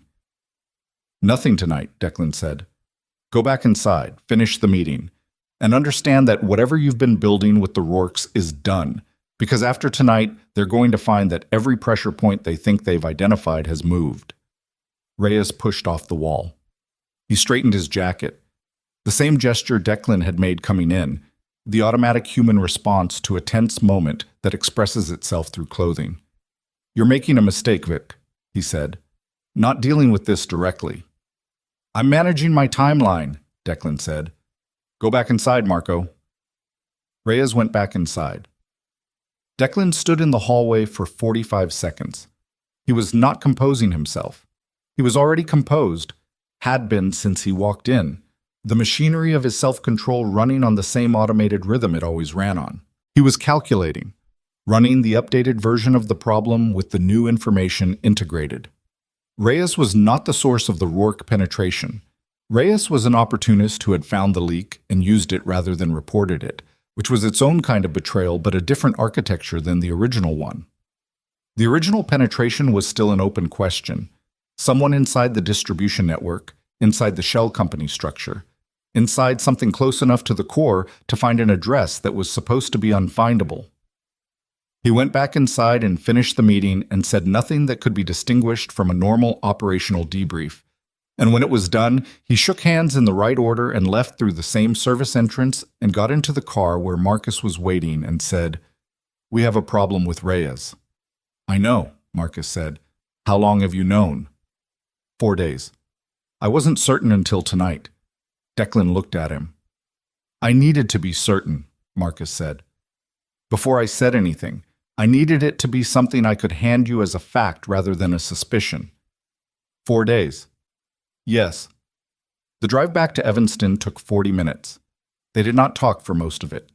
Declan sat in the passenger seat and watched the city lights thin out as they moved north and felt the structure of the problem rearranging itself around its new center. It was 11 at night when they got back to the house in Evanston. Marcus came inside first, which was protocol, and cleared the ground floor, and then Declan came in and found Nora sitting at the kitchen table with a mug of something and her phone and a look on her face that was waiting for exactly what he was about to bring through the door. "Tell me," she said. He sat down. He told her. Not everything. Not Reyes. Not the full scope of the operational exposure. But the Rourke penetration, the compressed timeline, the fact that the network they were inside had been compromised at levels he hadn't known when he'd moved her here. She listened without interrupting. He had forgotten this about her. The quality of her attention when she was taking in information she needed, the way she went completely still and let the information arrive without trying to react to it simultaneously. It was a rare capacity. He had valued it in her before and found that he valued it still, which was information about himself that he put aside to examine later. "How long do we have here?" she said when he'd finished. "I don't know. It may still be clean, but I don't know." "That's the same answer you gave me this morning." "I know." She wrapped both hands around her mug. "Declan, I need you to be straight with me about something." "All right. Is there anywhere that's actually safe right now? Not safe by your standards, not safe by criminal network standards. Actually safe. Safe the way a house with a locked door is safe." He looked at the table. The honest answer required a moment to fully assemble. "Not tonight," he said. "Maybe not for the next 72 hours. She absorbed that. Her face did not crumple, did not express the fear that had to be present because she was too careful for fear to appear on her face in a moment like this. But her hands tightened around the mug in a way that said what her face wasn't saying. "Then what do we do?" she said. He was about to answer when his phone buzzed. Sullivan. Text only. He read it and felt the bottom drop out of the room. He read it twice to be sure and then set the phone on the table and turned it toward Nora so she could see the screen. Sullivan's message was 4 lines. Reyes moved faster than expected. "He's made contact with the Kellermans. They're positioning to freeze your assets through the construction shell accounts. Toth has gone dark." Not answering. "I think Toth was Reyes's inside man. There's a meeting being called for tomorrow morning without you." Nora read it twice. She set the phone down. "Toth," Declan said. He had access to the shell company registrations. Every safe house in the network. Every financial routing. He said it flatly, the way you describe damage after an assessment, without the performance of emotion. He's been inside the organization for 10 years. He had everything. How long has he been working with Reyes? I don't know. Long enough to hand them the Evanston address. Long enough to map the whole structure. Nora stood up from the table. She took 3 steps toward the window and stopped and stood, with her back to him, and he watched her process it. The particular physical language of a person containing a response they can't afford to fully express. "So it wasn't just the Rourkes," she said. "No. Reyes used the Rourke penetration as cover. The real play was the asset freeze. If the Kellermans move through the construction accounts, they can lock down the financial infrastructure in a way that makes it look like a legal business dispute while it's actually a coordinated takeover. In 48 hours. Probably less now. She turned around. Her face was the carefully controlled face, but the eyes were doing something different. She was looking at him with an expression that he had to look at directly because it was not the anger or the exhaustion or the calculation he'd been reading all day. It was something that was specifically about him, something that assessed him as a man in a situation rather than as an entity or a threat or a history. "What do you have left?" she said. "If they freeze the accounts and Reyes takes the network, what actually belongs to you?" "Cash reserves, some real estate that's held outside the shell structure, Marcus, and the information I have on everyone in that room tonight, which is considerable. Information. Everything I know about every decision every one of them has made for the last decade. Who they've bribed, who they've threatened, what deals they've made that don't appear in any record." He met her eyes. "I've been the most dangerous person in every room I've entered for 20 years, Nora. Not because of the network or the money, because of what I know." She looked at him for a long moment. "You could burn them," she said. "All of them. Reyes, Toth, the Kellermans. Hand everything you know to the federal side. Blow the whole structure. Yes. And you'd go down with it. Some of it would come back to me, yes. So that's not the play." "It could be," he said, "depending on what I needed to protect." She understood immediately. He saw it arrive on her face.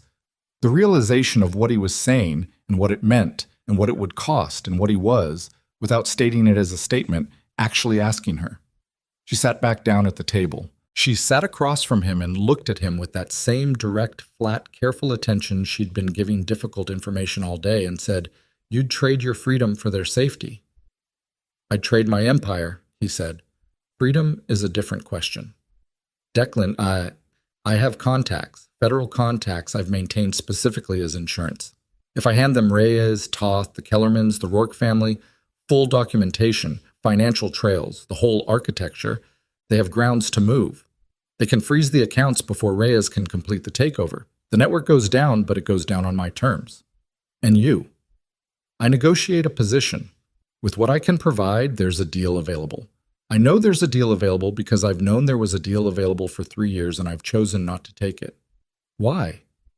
Because 3 days ago, the empire was worth more than the deal." She heard the shift in tense. 3 days ago. He watched her hear it. "And now," she said. "Now I have 2 children asleep down the hall." He said it simply, without architecture or drama, just the truth as a sentence.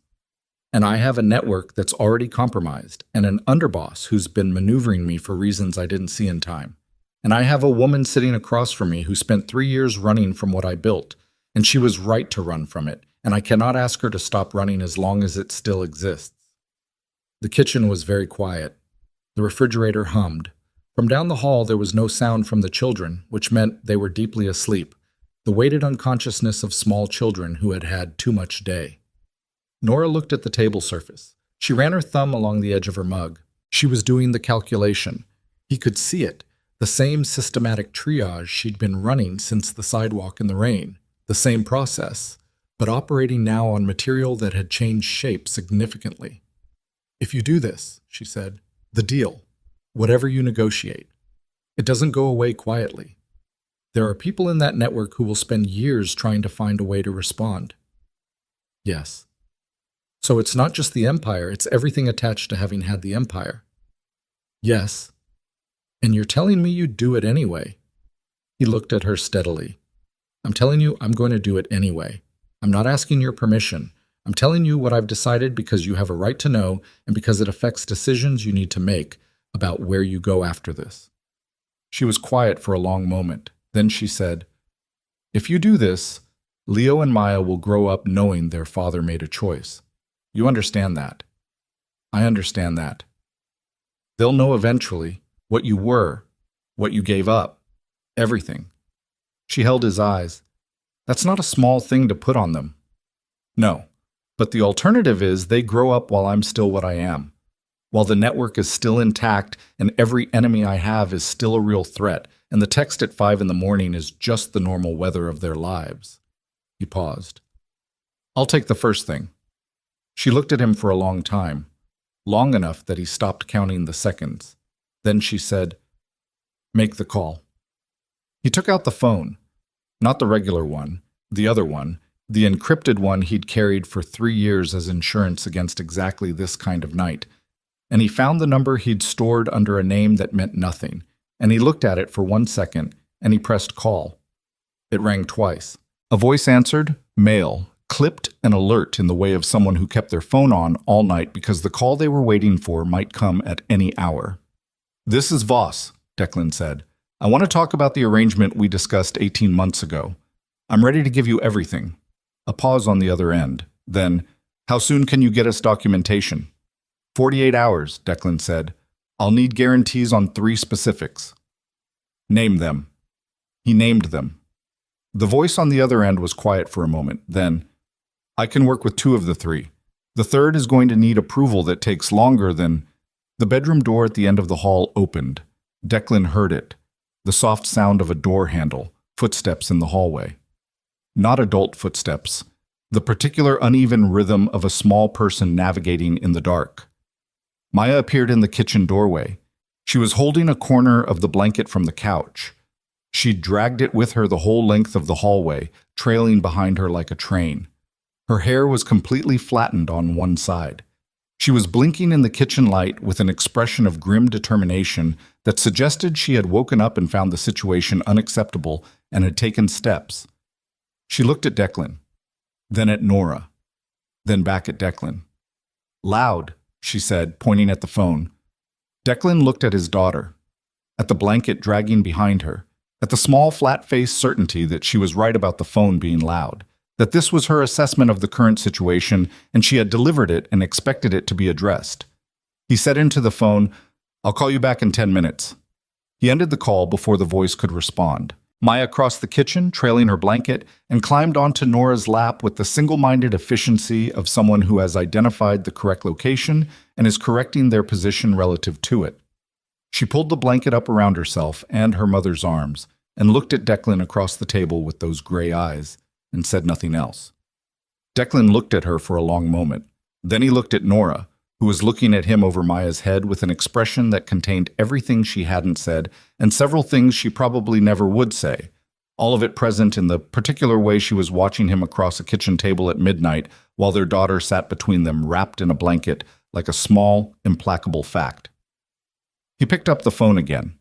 He thought about the meeting tomorrow morning he wouldn't be invited to, about Reyes sitting across from the Kellerman men, believing he'd finally found the window wide enough to climb through, about Toth, somewhere in the city, having decided 10 years of trust was worth less than whatever Reyes had offered him. He thought about what it would mean to hand the federal contact everything he had, the scope of it, the irreversibility, the way you cannot unlight something once you've held the match to it. He thought about Leo asleep down the hall in his frog boots, because the child had gone to sleep in his frog boots and no one had tried to remove them. He pressed redial. The voice answered on the first ring this time. "All 3 conditions," Declan said. "Non-negotiable. Find a way to get approval or find someone with the authority to give it, because what I'm handing you is going to be the most significant organized crime disclosure this federal district has received in 15 years, and you know it. So get me my 3 conditions or I find someone above you who will." A long pause. "Give me 2 hours," the voice said. "You have one," Declan said, and ended the call. He set the phone on the table. Across from him, Maya had fallen back asleep on Nora's lap, with the absolute commitment to unconsciousness that she seemed to treat as a personal discipline.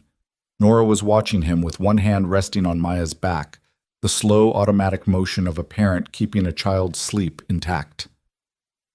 "There's no going back from this," Nora said quietly. Not a question, a statement she needed to make out loud to make it real. "No," Declan said. "There isn't." She nodded once, the small, precise movement of someone closing a door. And in the quiet of the kitchen at midnight, with his daughter asleep on the table across from him and his empire already burning at its edges, and 1 hour on the clock before the voice called back with either a yes or a negotiation that would determine the shape of everything that came after, Declan Voss sat with both hands flat on the table and felt, for the first time in his adult life, that he was exactly where he was supposed to be, in the middle of the worst night of his professional existence, and that the feeling was not.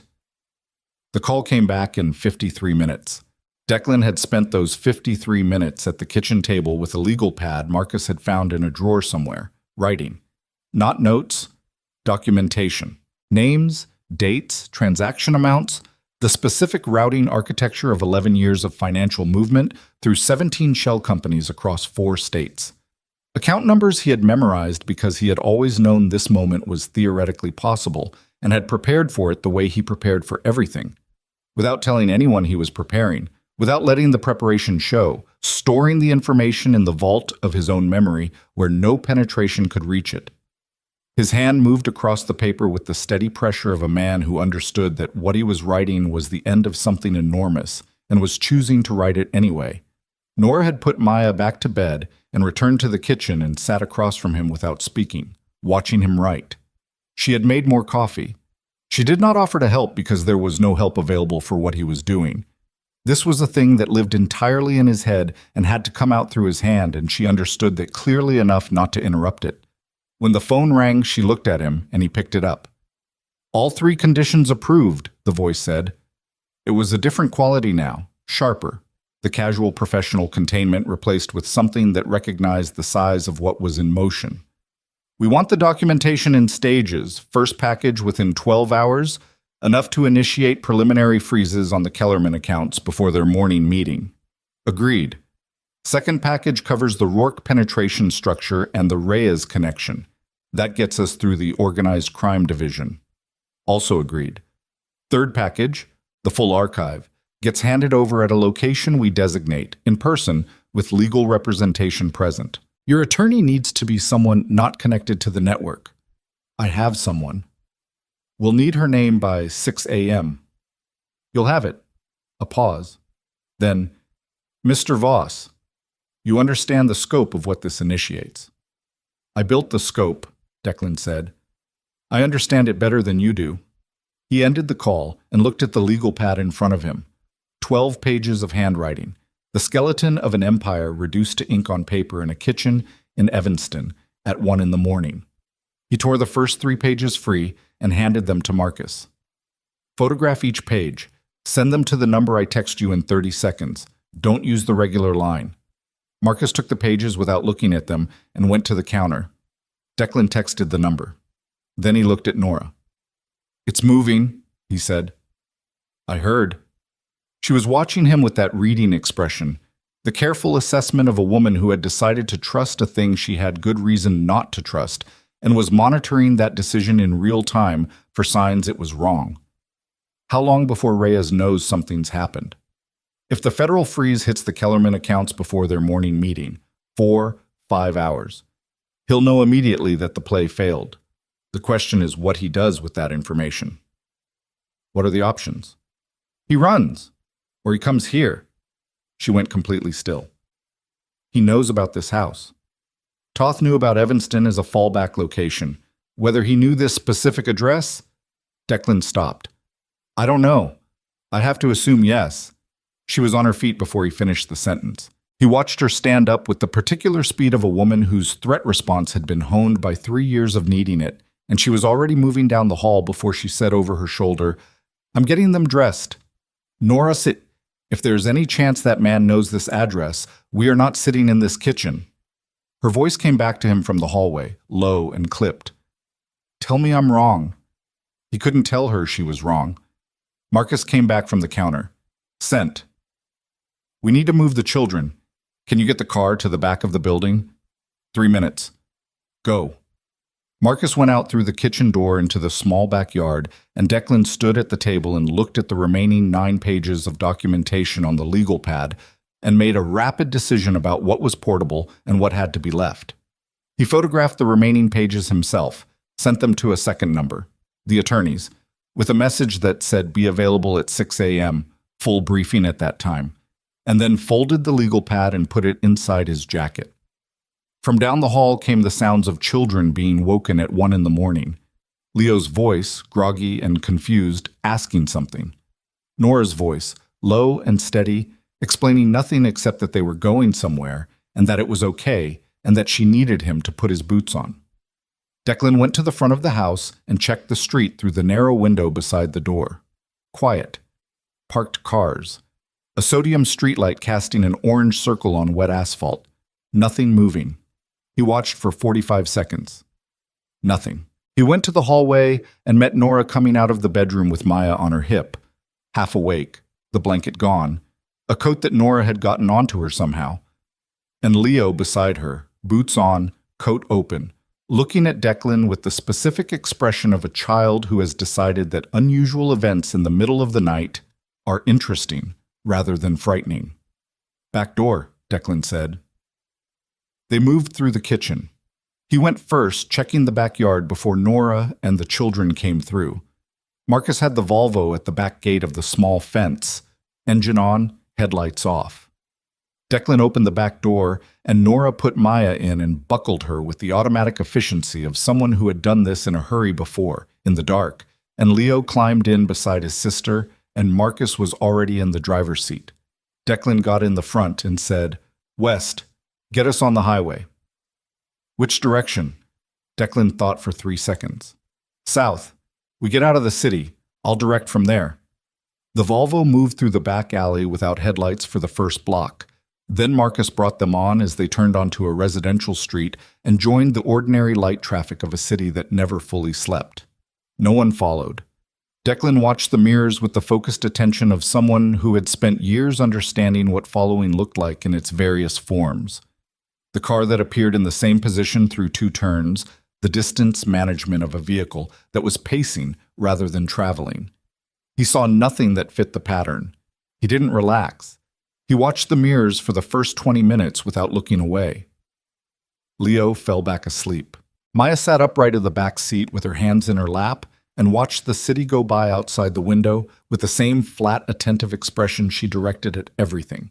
And Nora sat beside her with one hand on Maya's knee and her eyes also moving. Window, mirror, window, the same automatic scan. 2 people with the same training, acquired through completely different circumstances, running the same program in the same car at 1:30 in the morning. At the on-ramp to the highway, Declan's phone lit up. Sullivan. He answered. "There are people at the Evanston property," Sullivan said immediately. No preamble. 2 vehicles. They didn't go in. They're sitting on the street. I have eyes on through a contact in the area. Rhea's people. Has to be. The timing is right. A beat. Declan. If they're already at Evanston, Toth gave them more than a fallback location. He gave them a live update. Someone has been feeding them current information. I know. How current is your current location? Unknown. Assume compromised after an hour. Then you need to move continuously until the federal side moves on the accounts. I know, Sullivan. A pause. The quality of it was different from Sullivan's earlier pauses. Not the operational efficiency pause, not the managed insubordination pause. Something he hadn't heard from Sullivan before. "I should have told you about Reyes 4 days ago," Sullivan said, "when I first suspected." "Yes. I was building the case. I didn't want to bring you something incomplete." "Sullivan." Declan kept his voice even. "After this is resolved, we're going to have a conversation about information timelines. Right now I need you to do something." "What?" "Reyes will know within a few hours that the Kellerman accounts have been frozen. When he figures that out, he's going to understand that the play failed. At that point, he has 2 options. He comes after me directly, or he tries to exit the country before the federal movement reaches him." Declan watched the highway lights tick past above the car. "I need you to make sure exit is not comfortable for him." Sullivan was quiet for a moment. "Define not comfortable." Every contact he'd use, every route he'd take. I want eyes on all of it. I want him to feel the walls closing. Declan paused. "I'm not asking you to do anything to him. I'm asking you to make sure he understands that the only place left to turn is the same place I've already turned." Another pause. Then Sullivan said, "I can do that." Do it! He ended the call. Marcus was maintaining a steady 70 on the highway, the kind of driving that was invisible, not slow enough to seem cautious, not fast enough to attract anything. From the back seat, Nora said quietly, "How long?" Before the freeze hits, should already be in motion. The Kellerman accounts are the priority. And then Reyes knows the play is dead. Then it's a matter of hours before the broader network starts coming down. The federal side will move fast once they have the first package. They've been building towards something like this for a long time, and they know it. And us. He turned in the seat to look at her. She was watching him over Maya's head. Maya had leaned against her mother and was asleep again, the third time tonight, with the boneless totality that seemed to be her primary resting state. "I have a place," he said. "Not in the network, not in any structure connected to anything I've built. It's a property I bought 5 years ago under my own name, my legal name, not the operational identity." She frowned. "That's less hidden, not more." "Yes, which means it's not in any of Toth's documentation. Toth was mapping the shadow structure. He had no reason to look at anything held transparently." Declan held her eyes. "It's a house, an actual house, registered, taxed, completely ordinary. No one has ever used it for anything operational because there was no reason to. It was too exposed for operational use." She understood the logic.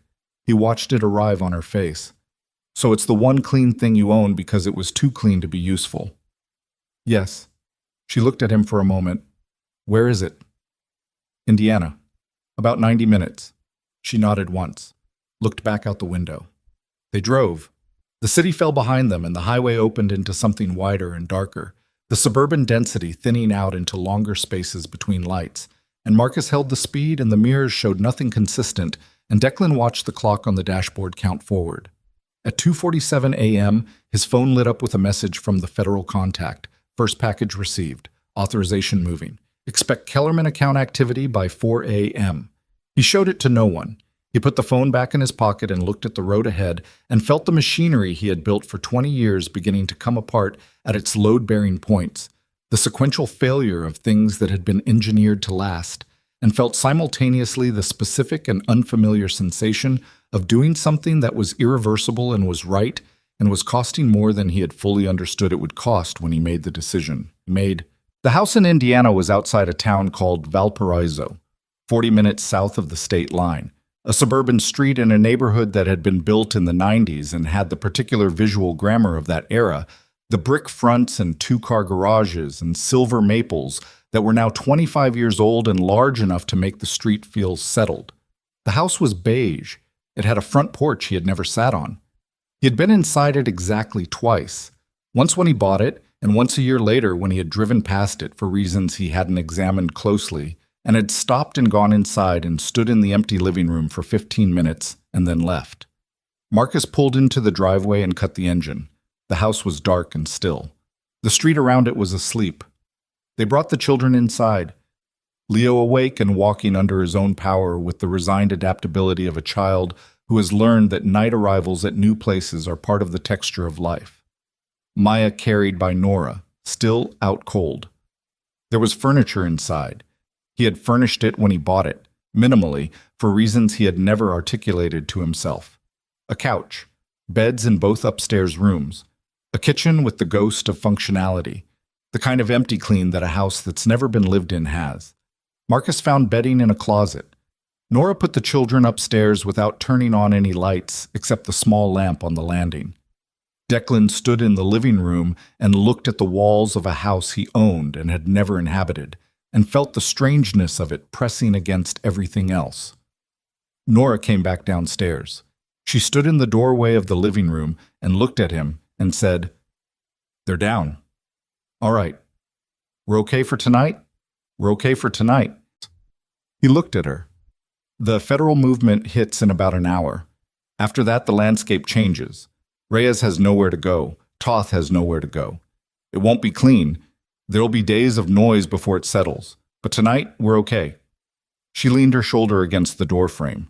She was past exhaustion now, into the territory on the other side of it, where the body has used up its emergency reserves and is running on something more fundamental and less reliable. Her face was the most unguarded he'd seen it since the rain. Not soft exactly, but the ironwork was down. The calculated control she'd been maintaining for 16 hours finally loosened by pure physical depletion. "I keep thinking about something," she said. "What?" "You said you looked for us for 3 months. Then you stopped because you decided it was the right thing to do." She held his eyes. "But you bought this house. A year in, you bought this house, and you put furniture in it, and you never used it for anything." He looked at her. "I'm not asking you to explain it," she said. "I just want you to know that I noticed." He didn't have an answer that was fully honest and also fully composed, so he said nothing, and she seemed to understand that the nothing was the answer. His phone rang. Unknown number. Different unknown than last night's. A different structure to the digit sequence. A different area code. He looked at it for half a second and answered. "Mr. Voss?" A voice he didn't recognize. Male, unhurried, with the particular quality of someone who believed they had time, which was the most dangerous thing a person could believe at 3 in the morning when the ground was moving underneath everything. "My name isn't important. What's important is that I'm calling on behalf of a mutual problem that we both have an interest in resolving." "Who are you calling on behalf of?" "Marco Reyes asked me to make contact, as an intermediary." Declan felt the room sharpen. Beside him, Nora had gone still. She'd heard enough of the call's quality to understand something had shifted, and she was doing the same thing he was doing, going internal, processing. "Reyes doesn't use intermediaries," Declan said. "He makes his own calls. He's in a position tonight where direct contact isn't advisable for either party." "That sounds like a man who's figured out that his accounts are about to freeze." A beat. "Mr. Voss, there are children involved in this situation. I want to say that clearly and directly. Reyes is aware of their location." The floor of Declan's chest dropped out completely. He kept his voice at the same register, level, unhurried, giving nothing. "Is that a statement or a threat?" "It's information. What Marco wants is very simple. He wants 48 hours, enough time to exit quietly before the federal movement completes. He's not asking for the operation to be called off. He understands the play failed. He's asking for 48 hours of operational quiet before it completes. And if I don't give him 48 hours..." The intermediary was quiet for 1 second. "Then the people he has positioned near the children's location will need further instruction." Declan's hand tightened on the phone. The single involuntary physical response, everything else was locked down, contained, the mechanism of his self-control running at maximum. But his hand tightened until the knuckles went pale, and he felt the edge of the phone case pressing into his palm. "I'm going to need 5 minutes," he said. His voice was completely flat. "Tell Reyes I'll call this number back in 5 minutes." 5 minutes, the intermediary agreed and ended the call. Declan lowered the phone. Nora was looking at him. She had read everything she needed from his face, or from what his face wasn't doing, from the specific quality of total controlled stillness that she had learned years ago meant something serious was being contained behind it. "Tell me," she said. He told her. She listened to it and the color changed in her face. Not dramatically, not visibly, but something happened in the blood under her skin that altered the light it reflected, and he saw it happen. "He has people positioned," she said. "That's what he claims." "Do you believe him?" Declan thought about it for exactly 2 seconds. "Yes, Reyes doesn't bluff on operational capabilities. He states what he has. That's how he's always worked. So he has people somewhere near this house. Or near the route we took. Toth's live update may have covered movement, not just location. If they tracked us from Evanston..." He stopped, looked at the wall. "We have to assume they know we're here." Nora crossed the room in 4 steps and stopped directly in front of him, and looked up at him with an expression that contained more things than he could catalog in the time available. Fear and fury, and the specific maternal intensity of a woman who has been protecting her children alone for 3 years and has just been told the protection has been found anyway. "What do we do?" she said. "We have 3 options," he said. His voice was running on the automated mechanism now, the part of him that functioned in crisis on pure structure. 1. I give him the 48 hours. Buy time. Risk? He uses the 48 hours to exit, and we spend the rest of the time waiting for whatever instruction he left his people. No. 2. I call the federal contact right now. Report the threat. Request immediate protective movement. Risk. The response time on protective custody from a cold call at 3 a.m. is 45 minutes minimum. A lot can happen in 45 minutes. She was shaking her head. What's 3? He held her eyes. 3 is I call Sullivan, right now, and I give him a different instruction than the one I gave him before. She understood. He watched her understand it fully, the weight of it, what he was saying, what it meant about the kind of man he still was even now, even having made the calls he'd made tonight. Is that the right call? She said. He looked at her for a moment. It's the fastest call. She held his gaze for 3 seconds. Her eyes were doing something, working through a moral calculation that he could see moving through her face in real time, the collision between what she believed and what her children needed at 3 a.m. with people positioned outside. Make it, she said. He called Sullivan. Sullivan answered before the second ring. He had been awake, probably had not slept, was running his own parallel operation somewhere in the city. Reyes made contact, Declan said. Through an intermediary, he's claiming positioned assets near my current location, children present. Sullivan's response was immediate and operational. Address. Declan gave it. How many assets? Unknown. Intermediary's language was plural. Give me 20 minutes. You have 15. He ended the call. 15 minutes. He went to the window at the front of the house and looked out at the street. The same quiet, the same parked cars, the silver maples dark against a sky that was starting to lose its deepest black, the first infinitesimal shift toward the dark gray that preceded dawn. Nora came to stand beside him at the window.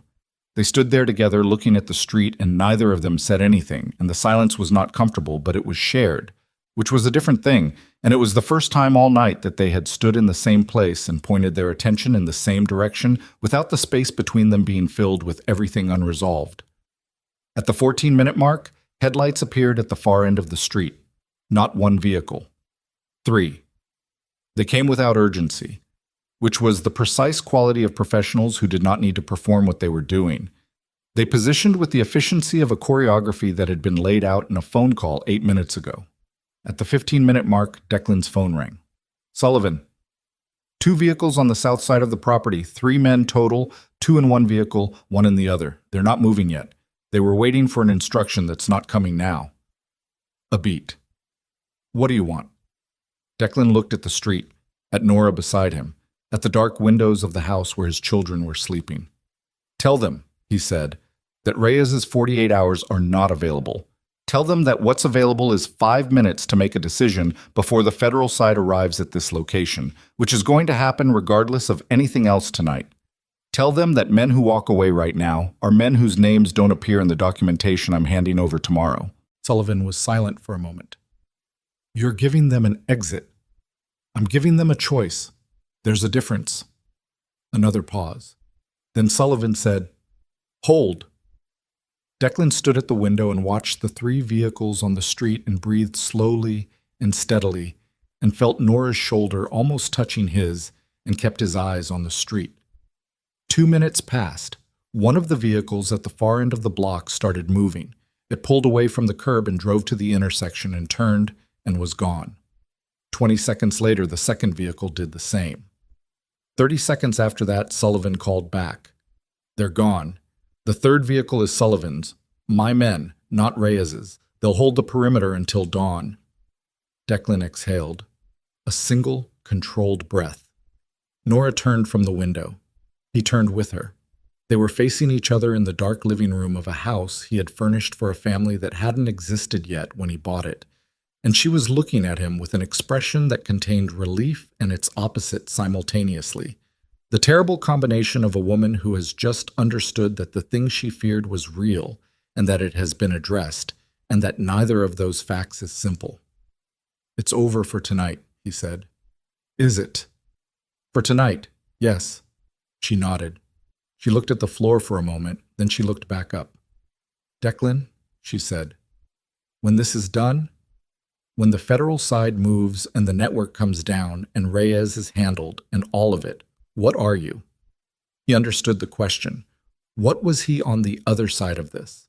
What remained of Declan Voss when the architecture of 20 years had been handed over to a federal contact in 3 packages and the machinery had stopped running? He looked at her in the dark living room at 3:30 in the morning and gave her the only honest answer available.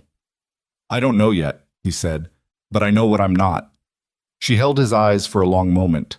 Then she turned and went back toward the stairs, and he stood alone in the living room and heard her footsteps on the stairs and heard her pause outside the children's door and heard the soft sound of it opening, and dawn came into the house in Valparaiso the way dawn came into empty houses. Slowly, without ceremony, the light finding the windows and doing what light does regardless of what was in the rooms it entered. Declan had not slept. He had sat in the living room chair through the remaining hours of the night, with his phone on the armrest and Sullivan's men outside, and the legal pad on the coffee table in front of him, and he had watched the room get lighter by degrees and listened to the house settle around its own structural sounds, and felt the particular quality of exhaustion that lived on the other side of adrenaline when the body has finished its emergency running and is presenting the bill. At 5:53 a.m., the federal contact sent a message. Kellerman accounts frozen. Preliminary warrants issued. Team moving on Toth at 6 a.m. Reyes flagged at all exit points. Land, air, rail. Second package received and being processed. Stand by for confirmation of your status arrangement by 9 a.m. He read it twice. Then he set the phone down and looked at the ceiling of a room he had never sat in before last night and felt the specific sensation of a thing that has been in motion for a very long time coming to the end of its motion. Not stopped. Completed. The difference between a clock running out and a clock reaching the time it was set for. At 6:15 he heard movement upstairs. Not adult movement. The distinctive percussion of small feet crossing a wood floor. The particular rhythm of Leo navigating from wherever he'd slept to wherever he was going with the determined inefficiency of a child whose legs were still making peace with the distance between places. Then a sound that was halfway between a word and a complaint. The vocal texture of a 2-year-old who has woken up in an unfamiliar room and has opinions about this. Then Nora's voice, low and patient, and then quiet. Declan stood up from the chair. His back had the specific complaint of a man who had spent the night in a position his body had not consented to, a deep muscular resistance along his left side that he straightened into and let resolve over the course of 3 breaths. He went to the kitchen and found coffee in a cabinet that Marcus must have stocked at some point. He didn't remember when. Marcus operated with a self-sufficiency that Declan had long since stopped tracking, and made it, and stood at the kitchen counter while it brewed and looked out the window at Sullivan's men in their parked vehicle across the street. One of them was eating something from a paper bag. The other was watching the street. Ordinary men doing ordinary surveillance work in the gray morning light of a quiet Indiana neighborhood. The mundane machinery of a world that was in the process of coming apart, organized around a house with a beige front and silver maples in the yard. Nora came downstairs at 6:40. She was wearing the same clothes again. She'd been wearing the same clothes for 20 hours. And her hair was pulled back with something he didn't recognize, a hair tie or a rubber band or whatever had been available. And she looked like a woman who had slept for 3 hours and was running the rest on the reserves that mothers apparently developed as a separate biological system. She saw the coffee and went directly to it without a word, which he respected. She poured a mug and stood at the counter across from him, and they both drank for a moment in the gray morning quiet and said nothing, and the silence had a different texture than all the silences of the night before, less loaded, the pressure in it different, something that was not peace, but was in the same county as peace. "Children?" he said. "Leo is awake and has already assessed every room on the 2nd floor and found them all lacking in adequate toys. Maya is still asleep." She wrapped both hands around the mug. "She sleeps like you do, like the world has to make a specific appointment to reach her." He looked at her. "You remember how I sleep." "I remember a lot of things." She said it simply, without inflection, without the weight of accusation or the softness of concession, just a statement of fact. "What happened overnight?" he told her. The Kellerman freeze, Toth, the warrant. Reyes flagged at exit points. The 9 a.m. confirmation of his status arrangement, which would determine the specific shape of the deal he'd negotiated, what he owed, what he'd given, what the federal side was characterizing his cooperation as. She listened to it all in the same way she'd listened to everything. Still, complete. letting the information arrive before she processed it. "What's the status arrangement?" she said when he'd finished. "Cooperation agreement. Full disclosure in exchange for reduced exposure on my own activities. The financial structure, specifically, because that's where my direct criminal liability is cleanest. The Organized Crime Division has been building toward the Rourke family for 4 years. What I'm giving them is the architecture they need to complete that case, plus Reyes, Toth, and the Kellermans as a bonus." He held her eyes. "I'll have restrictions, probably monitored status for a period. Asset disclosure requirements. The lawyers are going to be expensive and complicated for a while." "But you're not—" She stopped, chose the word carefully. "You're not going away."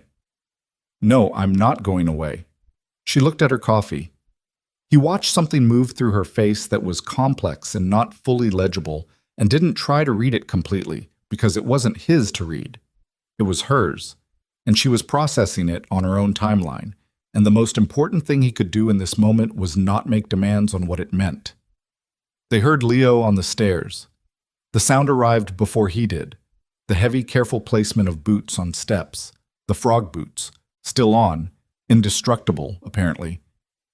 And then he came around the corner of the kitchen doorway and stopped and looked at both of them with the flat assessment that seemed to be his natural resting state. He looked at his mother, then at Declan, then at the coffee. "That's not for me," he said. A statement rather than a question, the resigned acceptance of a person who has learned that coffee is not for him. "Correct," Nora said. Leo came into the kitchen and went to the table and climbed up onto the same chair he'd used in Evanston. Or an identical chair. He seemed to have developed a preference for a specific chair position relative to the table's corner, and sat with his hands on the table and looked at Declan. "You were here all night," Leo said. "Yes." Leo absorbed this. Something shifted in his expression.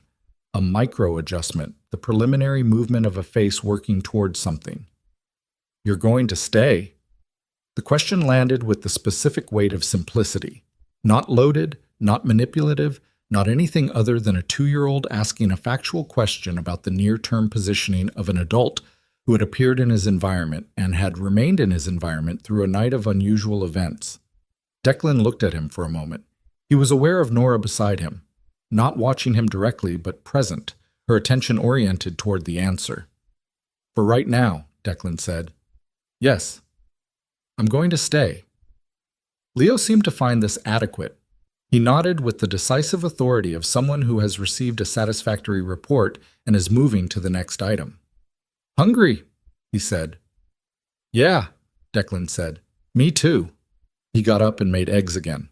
At 8:45, Declan's attorney called, a woman named Carver who had no connection to the operational network and whom he had retained 3 years ago for exactly this theoretical scenario, a fact he had never shared with anyone inside the organization, because the existence of a clean attorney was information that belonged only in a locked drawer. She had received his message at 6 a.m. She had already been in contact with the federal side. She spoke for 12 minutes in the clipped, precise language of someone who was very good at her profession and had been awake since before dawn working on something that interested her professionally in a way that she was containing behind appropriate neutrality. The structure of the cooperation agreement was as he'd been told. Full disclosure, financial asset reporting, a monitoring period of 18 months during which his movements would be registered with a federal contact on a regular schedule.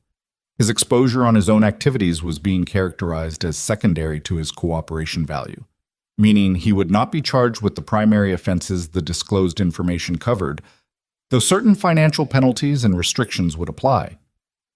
"You'll need to be available for debriefing sessions," Carver said. "The first is in 72 hours. Location to be confirmed." "Understood." Declan, I want to be clear about one thing. The 18 months is clean, by which I mean you are living a completely unambiguous civilian life during that period. Nothing that creates exposure, nothing that looks like anything. I understand. I mean it about nothing. So do I. He ended the call and stood in the hallway outside the kitchen where he could hear Nora talking to Leo about something. Her voice low and patient, the sound of a mother narrating the world to a small person who needed the narration. and he stood with the phone in his hand and felt the 18 months in front of him like a door that had just opened onto a corridor he had never walked. He had walked corridors of power. He had walked the corridors of rooms where decisions about considerable human consequence were made without ceremony. He had walked the particular corridor of being the most dangerous person present, and knowing it, and managing that reality carefully. He had never walked a corridor that looked like this one, ordinary, monitored, civilian. He stood in the hallway and found that he was not afraid of it. At 10 a.m., Marco Reyes was apprehended at a private airstrip 40 miles south of Chicago. Sullivan texted the information in 3 words. Reyes is done. Declan read it and put the phone in his pocket. Toth had been taken at 6 a.m. as scheduled. The Kellerman attorneys were already in contact with the federal side, which meant the Kellerman family had calculated their position and decided cooperation was more valuable than loyalty to a structure that was already dissolving. Declan did not find this surprising. The Kellermans had always been infrastructure. Infrastructure went with whoever kept the lights on. The Rourke family's response to the disclosure of their embedded operatives in the distribution network was not yet known. It would take time to fully surface. There would be lawyers, and there would be counter moves, and there would be the long, grinding legal machinery of things that had been put in motion tonight working their way through their own momentum. Some of this would be loud. Some of it would be directed at Declan personally.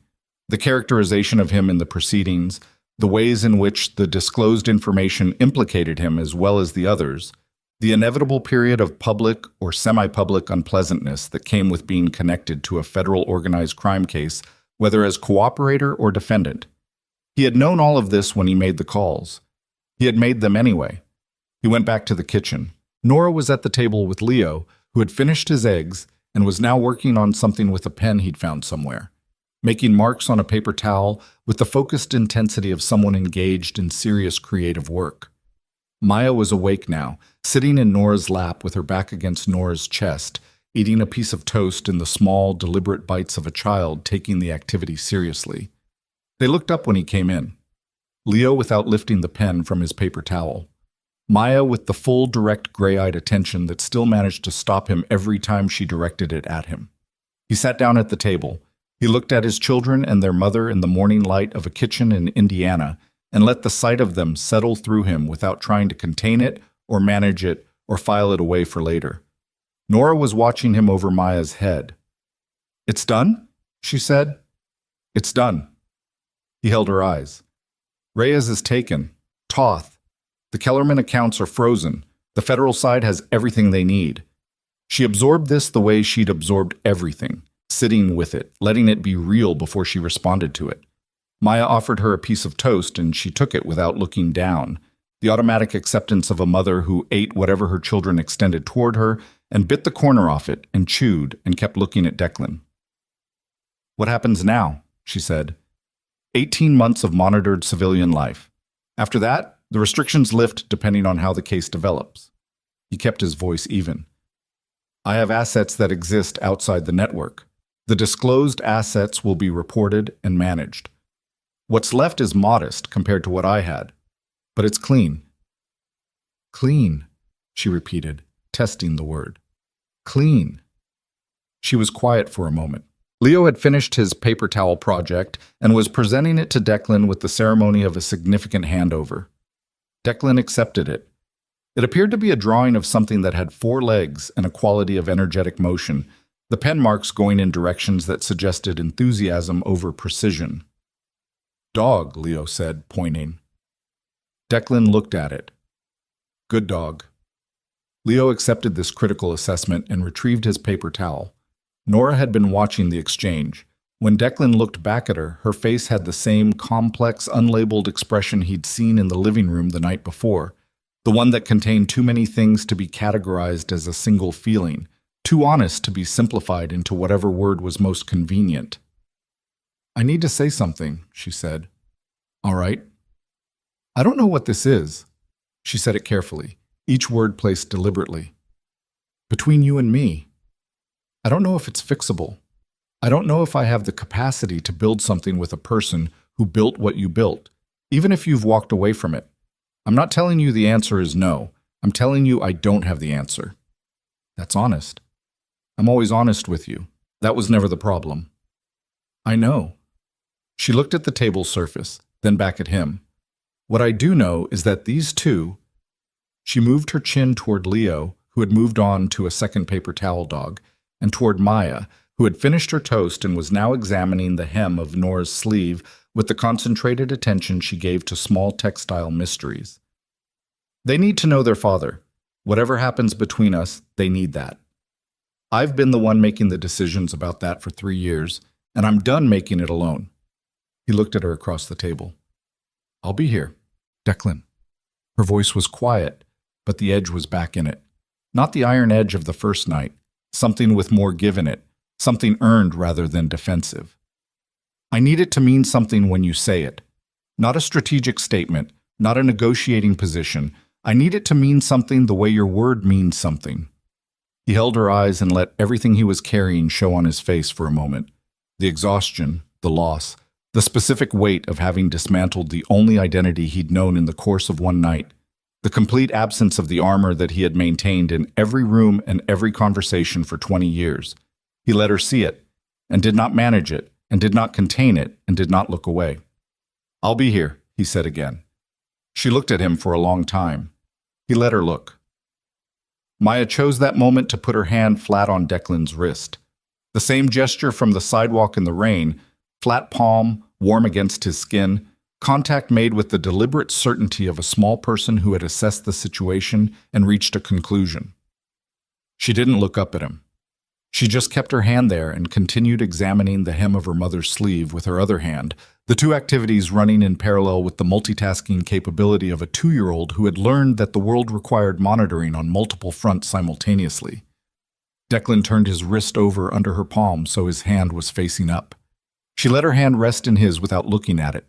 He closed his fingers loosely around hers, gently, the way you hold something you understand is not yours to grip. Nora watched this happen. He saw something move through her face, quick and real and unperformed, the involuntary response of a woman watching her child make a decision that the woman herself hadn't made yet, and finding that the child had perhaps gotten there by a more direct route. She looked away, out the window. The Indiana morning was doing what mornings do, resolving itself from gray into something with more color, the silver maples in the yard catching the particular quality of light that belonged to late October, the leaves mostly gone, the branches making their clean architectural statement against the sky. Sullivan arrived at noon. Declan had not asked him to come. He came anyway, which was also why Declan had kept Sullivan for 11 years. He knocked at the front door rather than calling ahead, which meant he had something to say that he wanted to say in person rather than managed through a phone, which was also characteristic. Declan met him on the front porch and closed the door behind him. They stood on the porch that Declan had never sat on, and Sullivan looked at the street for a moment before he looked at Declan, the habitual scan of a man who did not turn his back to a street even in a quiet neighborhood in Indiana. Sullivan looked older in the morning light than he looked in the operational settings where Declan usually saw him. Or maybe he just looked like what he actually was, which was a man in his late 40s who had spent decades in rooms where the stakes were real and the decisions were permanent and the cost of errors was paid in ways that did not appear in any accounting system. "It's done," Declan said. "I know." Sullivan looked at his hands, then at Declan. "Reyes called me, before the airstrip, early this morning." Declan waited. "He wanted me to give him the location, in exchange for a position in whatever he was trying to build." Sullivan's voice was flat, the particular flatness of a man narrating something that cost him something to narrate. "I told him where the Rourke-embedded operatives could be found if he needed somewhere to go, and then I called the federal contact." "Sullivan, I know what it means." He said it simply. "The organization is done. Whatever arrangement I negotiate from here is its own problem." He looked at Declan directly. "I should have come to you 4 days ago when I first suspected Reyes. That's on me. I'm not going to explain it or make it sound reasonable." Declan looked at him for a moment. "No, you shouldn't have waited." "No." "But you didn't give him the location." "No, I didn't." They stood on the porch in the October cold and said nothing for a moment. There was a history between them that wasn't simple. 11 years of decisions made in proximity, some of them good and some of them not. The specific weight of having been in the machinery together and having chosen to step out of it, each for his own reasons on his own timeline. "What are you going to do?" Declan said. Sullivan looked at the street again. "Talk to a lawyer, figure out what's available." A beat. "My sister lives in Portland. I haven't seen her in 4 years." "Go see your sister," Declan said. Sullivan nodded. He looked at the front door, the closed door, the ordinary beige house behind it. "Are they—" He stopped, started differently. "Are they okay?" "Yes." He nodded again, extended his hand. Declan shook it. Sullivan walked down the porch steps and got into his car and drove away without looking back, and Declan stood on the porch and watched him go, and understood that he was watching the last physical presence of the world he'd built drive out of the frame, and felt the specific grief of that, not for the power or the structure or the empire, but for the particular human texture of a shared history that had been what it had been and was now something that had ended. He went back inside. The afternoon moved slowly in the way that afternoons move after crisis, time stretching back to its normal dimensions after the compression of the previous 18 hours, each hour taking its full 60 minutes, the world returning to the pace of the ordinary. Marcus made food at some point. Leo and Maya conducted an extensive investigation of the backyard, which turned out to contain a rusted swing set of uncertain vintage that Leo declared immediately operational, and Maya assessed with more skepticism. Declan sat on the back steps and watched them. This was the thing he had not understood when he thought about fatherhood in the abstract. The unstructured weight of simply being present. No agenda, no timeline, no decision to be made. Just the back steps and the October cold, and Leo testing the swing set's structural integrity with characteristic determination, and Maya standing 3 feet away, evaluating the situation before committing. Nora came and sat beside him on the steps, close enough that their shoulders were almost touching. She had her coffee, the 3rd or 4th of the day, both hands wrapped around it in the posture that had become recognizable to him over the course of the last 20 hours, as the posture she assumed when she was sitting with something she hadn't finished deciding about. They watched the children without speaking. Leo got the swing moving. Not high. The swing set's age made structural ambition inadvisable, but moving, the particular small arc of a child who has decided that any progress is adequate progress. He held on with both hands and looked immensely satisfied. Maya watched this for a moment. Then she walked to the other swing and stood beside it and looked at Declan. He understood. He got up from the steps and went to the swing and picked her up under the arms and settled her onto the seat, and kept his hands on either side of her to steady it. She gripped the chains with both small fists and looked straight ahead with the grave composure of a person embarking on something serious. He gave her the smallest possible push. She didn't move her expression. She watched the yard come and go in the minor arc, and held the chains and was completely still except for the motion of the swing and the motion of the air moving her hair. He pushed again, slightly more. After the 3rd push, she said, "Again." He pushed again. "Again." He pushed again. They did this for a long time. The afternoon light moved across the yard at its October angle, long and low, the shadow of the swing set stretching east across the grass. Leo had moved on from the swing to a close examination of the back fence. Marcus was visible through the kitchen window, doing something quiet and useful as he always was. Nora was still on the steps, and when Declan glanced back at her, she was watching him push their daughter on a swing with an expression that was specific and unguarded and that he was not going to look at directly because it was hers and she hadn't offered it. He pushed the swing again. "Again," Maya said. Later, when the light had gone completely and Marcus had put together something for dinner that the children ate with varying degrees of enthusiasm, Leo with focus, Maya with negotiation, and the house had taken on the specific quality of an inhabited space, the difference between a house that people are passing through and a house that people are in, Declan sat at the kitchen table across from Nora after the children had been put to bed and they had the kitchen to themselves for the first time. She had the last of the coffee. He had nothing. They sat in the quiet for a while. Then Nora said, "Cincinnati." He looked at her. He waited. "I want you to know something about it." She held the mug in both hands and looked at the surface of the table. "I don't tell you this because I want you to feel responsible. You are responsible, in the way that everything connects to everything, but that's not why I'm telling you." She paused. "I'm telling you because I spent 3 years carrying it alone and I'm tired. I'm just tired of it being only mine." He said nothing. He let her have the silence she needed. "It was a Tuesday," she said. "I was 7 weeks in, and I knew something was wrong before I knew what wrong was. The twins were fine. I found that out later, at the hospital. The third, the doctor said it happens, that sometimes with multiples, the body makes a decision about what it can carry."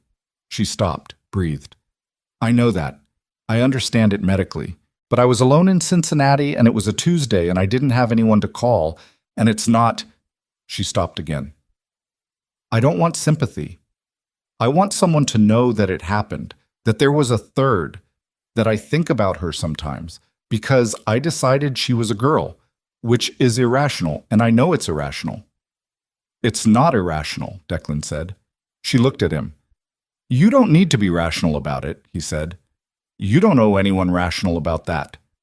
She looked at him for a long moment. Her eyes were dry. She was not about to cry, and she was not performing not crying. She was simply a woman who was past the acute phase of a grief she'd been living with for 2 years, and was now doing something different with it. The thing you do when you finally say it to another person, when it stops being only yours. "I named her," Nora said, "in my head. You don't get a say in that because you weren't there." "I know. I'm not going to tell you the name. You don't have to." She nodded, looked back at the table. Her hands were steady on the mug. They sat for a long time after that, the kitchen settling around them in the Indiana quiet, the house making its ordinary sounds, the children asleep upstairs with the absolute completeness that children brought to sleep, occupying their rest with the total commitment they brought to everything. "I don't know how to do this," Declan said finally. She looked at him. "Any of it. What comes after?" He held her gaze and kept his voice level and let the truth of it be simple. "I know how to run things. I know how to manage risk and control environments and make decisions under pressure. I don't know how to be—" He stopped, found the word. "Ordinary. I don't know how to be ordinary." "Neither do I," she said. "I've been running for 3 years. Running isn't ordinary either." She looked at him across the table. "But Leo eats eggs in the morning, and Maya has an opinion about swings, and they need someone to push the swing and someone to make the eggs, and that's what ordinary looks like, I think. I don't think it's more complicated than that." He looked at her. "That's a generous definition of ordinary." "It's the one I can work with right now." She held his eyes. "Can you work with it?"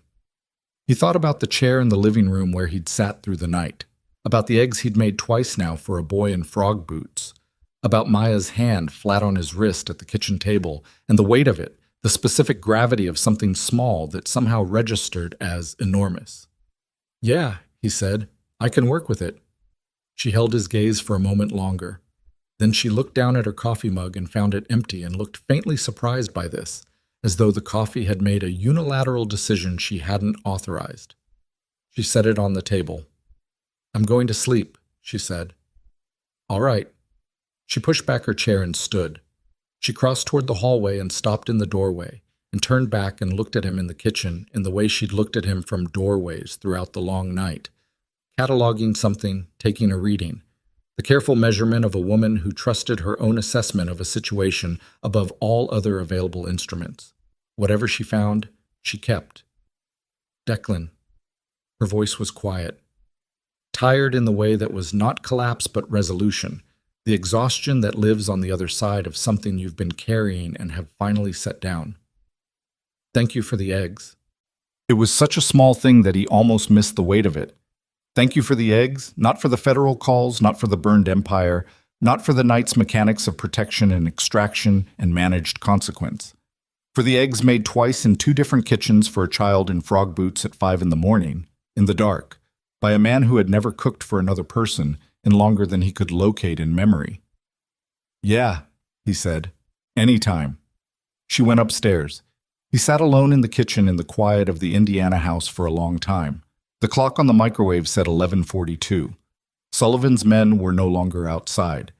He had released them at 8, the threat posture having resolved, the landscape having changed enough that the visible presence was no longer necessary. The street outside was empty and quiet. He was, for the first time in 20 years, genuinely alone. Not tactically alone, not strategically alone, not the managed solitude of a man keeping his own counsel.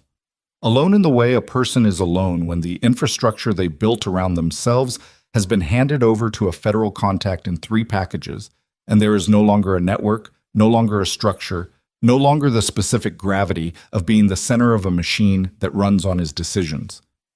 He waited for the fear. It didn't come. What came instead was quieter than he expected and stranger than he expected, and had no operational name. It was the sensation of a room after all the furniture has been moved out, the bare floor, the bare walls, the acoustic change of a space that is empty and is now available to become something else. Not loss, not relief. The thing that exists between loss and relief, the moment of actual vacancy before the next thing arrives. He got up and went to the back door and opened it and stood in the doorway looking out at the backyard. The swing set was there in the dark, the 2 swings hanging still. The yard smelled like October and cold ground, and the particular quality of Indiana air that was different from Chicago air in ways he couldn't precisely articulate, but that his lungs registered as open. He stood there for a while. Then he went upstairs and checked on the children. A thing he understood now, without anyone telling him, was something you did, a basic physical accounting that parents performed without ceremony or decision, just checked, just made sure the bodies were where they were supposed to be, and the breathing was what it was supposed to be. Leo on his back with both arms flung out, and the frog boots finally off. Someone having negotiated their removal at some point in the evening. Maya in the smaller curl that was her shape, her fist under her cheek, her gray eyes invisible behind closed lids. He stood in the doorway and watched them breathe. He did not know what the next year looked like. He knew its general shape, the debriefings, the monitoring, the legal machinery, the process of asset disclosure, and the reduced and complicated financial life on the other side of it. He knew it would not be clean in the way that anything was clean, because there was no version of this that did not carry the weight of what had preceded it. But he knew what the morning looked like. Eggs in a kitchen in Indiana. A boy in frog boots with opinions about salt and pepper shakers.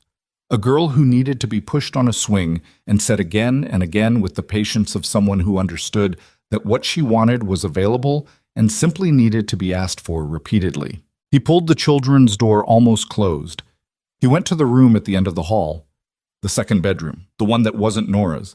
The one with a bed he hadn't slept in and a window that looked out onto the street and a bare quality that was just the bare quality of a room that had been waiting. He sat on the edge of the bed. He took his phone out and looked at it. No messages that required a response. No calls that needed to be returned tonight. The specific silence of a device that is no longer the center of a machine. He set it on the nightstand.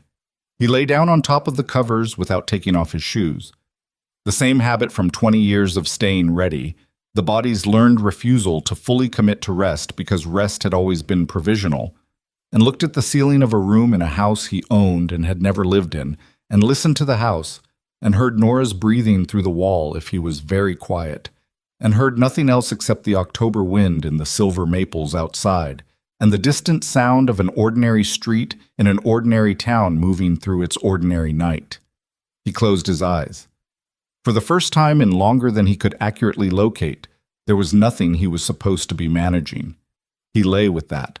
And somewhere in the space between one breath and the next, without deciding to, without the usual negotiation between his body and the requirement of vigilance, Declan Voss fell asleep in a house that was just a house, with his children down the hall and the woman he had never stopped carrying somewhere in his chest in the room beside his, and the empire gone, and the night gone, and the long machinery of consequence still running somewhere in the distance but running without him now, and the morning coming whether he prepared for it or not, the way morning always comes, the way it had always come, indifferent and steady, and full of whatever came next. A completely fictional story created for artistic and entertainment purposes. All characters, locations, events, and organizations depicted are independently imagined and bear no connection to real people, real organizations, or real events.